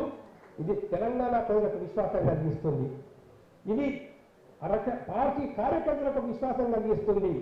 ఈ సందేశం తెలంగాణలో పుట్టినటువంటి ఒక ఈ సంఘటన దేశం మొత్తానికి కూడా ఒక దారి చూపించేటువంటి సంఘటనగా ఉండాలని చెప్పేసి కూడా నేను కోరుతా ఉన్నాను. ఈ వివిధ పార్టీల వాళ్ళు ఆయా రాష్ట్రాల్లో ఉన్నటువంటి ఆయా పార్టీ వాళ్ళతో మాట్లాడి అక్కడ కూడా ఇటువంటి ఒక ఫోరాలు ఏర్పాటు చేసి అందరినీ ఒక వేదిక మీద తీసుకురావాలని చెప్పేసి నేను కోరుతా ఉన్నాను. మిత్రులారా, నేను మరొక 2-3 నిమిషాలు మాట్లాడకంటే మొదలు మీ అందరికీ ఒక విజ్ఞప్తి ఏంటంటే, మా తెలంగాణ ప్రజల పార్టీ కార్యకర్తలు మీకోసం కొన్ని పులిహోర పాకెట్లు అక్కడ ఏర్పాటు చేస్తారు. ఉడతా భక్తిగా సరిపోతే వేరే విషయం, ప్రతి ఒక్కరు 2-3 పాకెట్స్ తీసుకోవాలని చెప్పేసి కూడా ఈ సందర్భంగా నేను మీతో మనవి చేస్తున్నాను. మిత్రులారా, విషయాలు చాలా ఉన్నాయి చెప్పాల్సినవి, అనేక విషయాలు అనేక మంది చెప్పడం అనేది జరిగింది. నేను ఆ వివరాల్లోకి పోదర్చుకోలేదు. కానీ ఒక్క విషయం, ఇక్కడ మా మహిళా సోదరి వాళ్ళు ఉన్నారు. మహిళా సోదరి వాళ్ళు ఒక్క నిమిషం దయచేసి ఆలోచించాలని చెప్తున్నారు. అందరూ కూడా, మనందరూ కూడా మణిపూర్ గురించి చెప్పారు మన వాళ్ళు. అక్కడ కుకీ అండ్ మైతీలకు మధ్య గొడవ పెట్టారు బీజేపీ వాళ్ళు. కుకీలు ట్రైబల్స్, ఆదివాసీ ఏరియాలో నాన్ ట్రైబల్స్ ల్యాండ్స్ కొనకూడదు. అలాంటిది మైతీల ప్రభుత్వం అని చెప్పేసి మైతీలను ట్రైబల్స్ లో కలపాలని నిర్ణయం చేశారు. మైతీలందరినీ కూడా రకరకాల ఉద్వేగాలకు గురి చేసి ఇక బీజేపీ వాళ్ళు ఇవాళ కుక్కీల మీద దాడి చేస్తున్నారు. ఏం ప్రజాస్వామ్యం ఎట్టుంది చూడండి, డెమోక్రసీ ఎట్టుంది చూడండి, రైట్స్ ఎట్టుంది చూడండి. పోలీసు వాళ్ళు వచ్చి చెప్తారు కుకీ వాళ్ళు వచ్చి మీ గ్రామంలో దాడి చేస్తున్నారని, మైతీ వాళ్ళందరూ పారిపోతున్నారు. పోలీసు ఒక కుటుంబం, 2 యంగ్ లేడీస్, తండ్రి తమ్ముడు వెళ్తా ఉంటే జీప్ తీసుకొచ్చి మా దానిలో కూర్చోండి మీకు రక్షణ కల్పిస్తామని చెప్పారు పోలీసులు. నలుగురు జీబులో కూర్చుంటే కొద్ది దూరం వెళ్ళగానే నలుగురిని జీబులకి లాక్కున్నారు వాళ్ళు దాడి చేసినటువంటి గుండాలు. ఏం చేస్తున్నారు పోలీసులు? పోలీస్ స్టేషన్ కబుర్ చేయలేదా? ఎస్పీ ఆఫీస్ చెప్పలేదా? పోలీసు నుంచి ఎవరు రారు, పోలీస్ స్టేషన్ నుంచి ఎవరు రారు, డీజీ ఆఫీస్ నుంచి ఎవరు రారు. ఒక్క పోలీస్ ఫోర్స్ 18 కిలోమీటర్ దూరంలో అస్సాం రైఫల్స్ ఉన్నాయి. జస్ట్ 18 కిలోమీటర్ దూరంలో ఎవరు సాయానికి రారు. ఇద్దరు మహిళల్ని బట్టలు ఊడదీసి నగ్నంగా ఊరేగిస్తూ తాకరాని చోట తాకుతూ, ఇది భారతదేశం, ఇది బీజేపీ సంస్కృతి, ఇది భారత. నేను భారత అని చెప్పేసి పేరు చెప్పుకుంటున్నావు. భారత మాతను నిలువుగా రోడ్డు మీద నగ్నంగా నిలబెట్టి నువ్వు భారతదేశం గురించి అంతర్జాతీయంగా మాట్లాడతావే, సిగ్గు లేదా నీకు అని చెప్పేసి నేను చెప్తా ఉన్నా. భారతదేశం పరుగు తీస్తున్నావే మహిళల, మణిపూర్లో మహిళల పరుగు తీసి నువ్వు భారతదేశం గురించి డెమోక్రసీ గురించి మాట్లాడతావు. నువ్వు అక్కడ గ్యాంగ్ రేప్ చేశారు, తండ్రి అడ్డం వస్తే తండ్రిని నరికి జరిపించారు. తమ్ముడు 16 ఏళ్ళ 17 ఏళ్ళ పిల్లడు తమ్ముడు అడ్డం వస్తే తమ్ముడిని ముక్కలుగా నరికి జరిపించారు. ఎంత బాధ అంటే ఆ అమ్మాయి చెప్తుంది, మా తమ్ముడు అట్లా ఎందుకు చంపుతాను, ఒక్కటేసారి చంపేసేది, ఒక్కసారి చంపేసేది. This is the real picture. Police station report ఇస్తే కేసు రిజిస్టర్ చేయరు. ఇది భారతదేశ స్వతంత్రం, ఇది బీజేపీ పరిపాలన. ఇప్పటి వరకు ఎఫ్ఐఆర్ రిజిస్టర్ చేయలేదు. 21 రోజుల వరకు ఎఫ్ఐఆర్ రిజిస్టర్ కాలేదు. తర్వాత ఏం జరిగింది? ఇంటర్నేషనల్ లెవెల్లో వాట్సాప్లో, ఫేస్బుక్లో కుకీలు, మేధావులు అందరూ కూడా డీజీపీ కంప్లైంట్ పెట్టి, హ్యూమన్ రైట్స్ కమిషన్ పెట్టి, మహిళా కమిషన్కు కంప్లైంట్ ఇచ్చిన తర్వాత 21 రోజుల తర్వాత FIR supreme court chief justice bench మీద చెప్పాడు, మీరు చర్య తీసుకుంటారా, మమ్మల్ని చర్య తీసుకుంటారా అని చెప్పేసి సుప్రీం కోర్టు చీఫ్ చేసి వేస్తే అప్పుడు కదా 1-2 అరెస్టులు జరిగినాయి. This is democracy. మా మహిళలందరూ కూడా గుర్తు పెట్టుకోవాలా, మనందరం కూడా జ్ఞాపకం పెట్టుకోవాలా. ఇలాంటి బీజేపీని పవర్లో ఉంచాలా, ఇలాంటి బీజేపీని పవర్లో దించాలా అని చెప్పేసి ఇవాళ మనం నిర్ణయం ఇవ్వాల్సిన అవసరం ఉంది. ఈ దేశానికి శాసితం అనేటటువంటిదే కాదు, మహిళలకు రక్షణ లేదు, మైనారిటీలకు రక్షణ లేదు, ఇక్కడ ఉండే దళితులకు రక్షణ లేదు. మనోవాదాన్ని మళ్ళీ తీసుకెళ్ళడం కోసం ప్రయత్నం చేస్తున్నటువంటి ఒక బీజేపీకి మనం తప్పనిసరిగా ఓడించాలి. మరొక విషయం ఏంటంటే ఇక్కడ చంద్రశేఖరరావు కవిత లిక్కర్ కేసులో ఉంది. ఎందుకు అరెస్ట్ చేయరండి? ఎందుకు అరెస్ట్ చేయరు? అమిత్ షా వచ్చి చెప్తాడు, వీడికి 1,00,000 కోట్లు తిన్నాడు, ఒక్కొక్క స్కీమ్ ఎన్నో చేస్తున్నాడు. ఇక్కడ కాళేశ్వరం ప్రాజెక్టు 40,000 కోట్లు, 50,000. ఎందుకు ఈడీ రాదండి? ఎందుకు ఏసీబీ రాదండి? ఎందుకు సిబిఐ రాదు? ఎందుకు ఒక్కొక్కసారి కేసీఆర్ ఇంట్లో దాడి జరగదు, చర్చలు జరగవు? ఇవాళ బెంగళూరులో జరుగుతున్నాయే, మహారాష్ట్రలో జరుగుతున్నాయే, ఎందుకు జరగవు? నీకు పొత్తు. ఇవాళ టీఆర్ఎస్ కు, బీఆర్ఎస్ కు, బీజేపీకి పొత్తు. BRS beating and MIM Veera beating. MIM Veera beating. MIM కు ఓటేసిన బీజేపీకి ఓటేసినట్లే, బీఆర్ఎస్ కు ఓటేసినా బీజేపీకి ఓటేసినట్లే. ఈ ఇద్దరు దుర్మార్గుల్ని ఇక్కడ పూర్తి అవినీతి. ఇందాక మా ఆకునూరు మురళి గారు చాలా వివరాలు చెప్పారు, నేను వివరాలకు చెప్పదలుచుకోలేదు. కానీ ఎడ్యుకేటెడ్ వాళ్ళ కోసం ఎట్లా విద్యను దెబ్బతీస్తున్నారో అడుగడిగినా ఒక్క నిమిషం మీతో చెప్పాలా. 12,500 టీచర్ పోస్టులు ఖాళీ ఉన్నాయి. దాదాపు 120 మండలాల్లో ఇక్కడ జూనియర్ కాలేజెస్ లేవు, government junior colleges. 1 minute. Kakatiya university విద్య ఎక్కడ దెబ్బతీస్తున్నారో చెప్తున్నాడు. కాకతీయ యూనివర్సిటీలో 400 పోస్టులుంటే 295 ఖాళీలు, ప్రొఫెసర్ పోస్టులు. తెలంగాణ యూనివర్సిటీలో 150 పోస్టులుంటే 115 ఖాళీ. శాసనాల యూనివర్సిటీలో 160 పోస్టులుంటే 100 ఖాళీ, 100 పోస్టుల ప్రొఫెసర్స్ లేరు. పాలమూరులో 150 పోస్టులుంటే మొత్తం 130 ఖాళీ, కేవలం 20 మంది టీచర్స్. బిఆర్ అంబేద్కర్ యూనివర్సిటీలో 84 మంది పోస్టులుంటే 58 ఖాళీ. జేఎన్టీయు ఒకప్పుడు ఎంతో పేరుగా వచ్చింది. జేఎన్టీయు ఎట్లా దెబ్బతీస్తున్నారు జేఎన్టీయును? జేఎన్టీయులో 410 ప్రొఫెసర్ పోస్ట్ ఉంటే 233 వేకెన్సీ, 233. ఎందుకు? మల్లారెడ్డి యూనివర్సిటీకి పోవాల పిల్లలు, పల్లా రాజేశ్వరరెడ్డి యూనివర్సిటీకి పోవాల పిల్లలు, వాళ్ళకు సంబంధించినటువంటి వాళ్ళ ప్రైవేట్ కాలేజీలు డెవలప్ చేయడానికి ప్రైవేట్ యూనివర్సిటీలు పెంచడం కోసం విద్యను ఎట్లా దెబ్బతీస్తున్నారో దయచేసి తల్లిదండ్రులు ఆలోచించుకోవాలా. ఇక నిరుద్యోగం గురించి చెప్పాల్సిన పనిలే. తెలంగాణ ఏర్పడ్డప్పుడు 2,92,000 మంది పోస్టులు ఖాళీ. ఇవాళ 60,000 70,000 జమ చేస్తే 2,74,000 పోస్టులు ఖాళీ ఉంటే ఎన్ని ఫిలప్ చేసినావు కేసీఆర్? ఇంటికో ఉద్యోగం అన్నది ఎక్కడిచ్చినావు? నిరుద్యోగి 3,026 56 రూపాయలు నువ్వు నిరుద్యోగ భృతి ఇస్తున్నావు, ఎక్కడిచ్చినావు? ఎంతమందికి మోసం చేస్తున్నావు? దళిత బంధు లెక్కలను టైం మళ్ళీ చెప్తా. దళిత బంధు యొక్క ఇంప్లిమెంటేషన్ కావాలంటే 180 సంవత్సరాలు కావాలా. 180 సంవత్సరాలు అయితే కానీ దళిత బంధు స్కీమ్ ఇంప్లిమెంటేషన్ కాదు. సో చాలా ఫిగర్స్ ఉన్నాయి. ఇవన్నీ కూడా నేను మీకు మళ్ళీ చెప్తాను. మళ్ళీ ఇంకోసారి అవకాశం వచ్చినప్పుడు మీ అందరితో ఒకటే రిక్వెస్ట్ నేను చేసేది, అధ్యయనం చేయండి. ఏ కాన్స్టిట్యుయెన్సీలో కూడా ఇవాళ మరొక తెలంగాణ ప్రజా సమైక్య ఎలక్షన్ తర్వాత కూడా ఉంటుంది. అందరినీ కలుపుకుంటాం, అన్ని గ్రూపులు కలుపుకుంటాం. ప్రజల కోసం నిలబడే ప్రతి ఒక్కరిని తీసుకొస్తాం. ఇక్కడ ఎవరు నాయకత్వమైన సమస్య కాదు, ఉమ్మడి నాయకత్వాన్ని మేము పనిచేస్తాం. ఒక్కోనే సమస్య కాదు ఇక్కడ. కాబట్టి మిత్ర పక్షాలన్నీ కూడా ఫ్రెండ్స్ అందరూ కూడా ఆలోచించాలా. దీన్ని చాలా బలపరచిన అవసరం ఉంది. ప్రస్తుతానికి ఈ ఎన్నికల్లో ఎక్కడ వీలైతే అక్కడ బీఆర్ఎస్ ను అండ్ బీజేపీకి బుద్ధి చెప్పాలని చెప్పేసి కూడా చెప్తూ దానికి కంకణం కట్టుకొని పనిచేయాలా. ఈ ఏరియాలో ఎంతమంది ఉన్నారు, ఎంతమంది మైనారిటీస్ ఉన్నారు, ఎంతమంది క్రిస్టియన్స్ ఉన్నారు, ఎంతమంది యొక్క మన దళితులు ఉన్నారు, వాళ్ళని ఏ విధంగా ఆర్గనైజ్ చేసుకోవాలని ప్రతి ఒక్క 20-30 కాన్స్టిట్యుయెన్సీలో, ఒక 40 కాన్స్టిట్యుయెన్సీలో పక్కడి మందిగా పనిచేయాలా. అవన్నీ కూడా మేము చెప్తాం. ఒక మంచి ఒక భారత తెలంగాణ భవిష్యత్తుకు ఒక దారి చూపించే వేదికలకు ఏర్పాటు చేసినందుకు మా మేడాల గోవర్ధన్, వినాయక్ రెడ్డి సార్ వీరందరూ కూడా చాలా కష్టపడి పనిచేస్తారు. ప్రసాద్ గారు వీరందరూ కూడా వారి యొక్క కష్టానికి నేను మా గోవర్ధన్ గారు మాకు యూనియన్ గోవర్ధన్ గారు పగలు రాత్రి వీళ్ళు కష్టపడి పనిచేస్తా ఉన్నారు. మేమేదో వాళ్ళకి కాస్త తోడుపాటుగా చేదోటి బాగా మాతో అక్కడ వాళ్ళకి సాయం చేస్తున్నాం.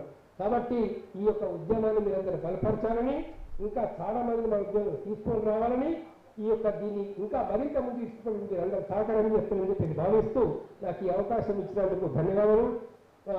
సుందరరాజు కేంద్రం వారికి, మాకు సహకరించిన ప్రెసిడెంట్ విలేకరులకు, మిగతా ఆర్గనైజర్స్ కు అందరికి కూడా హృదయపూర్వక ధన్యవాదాలు.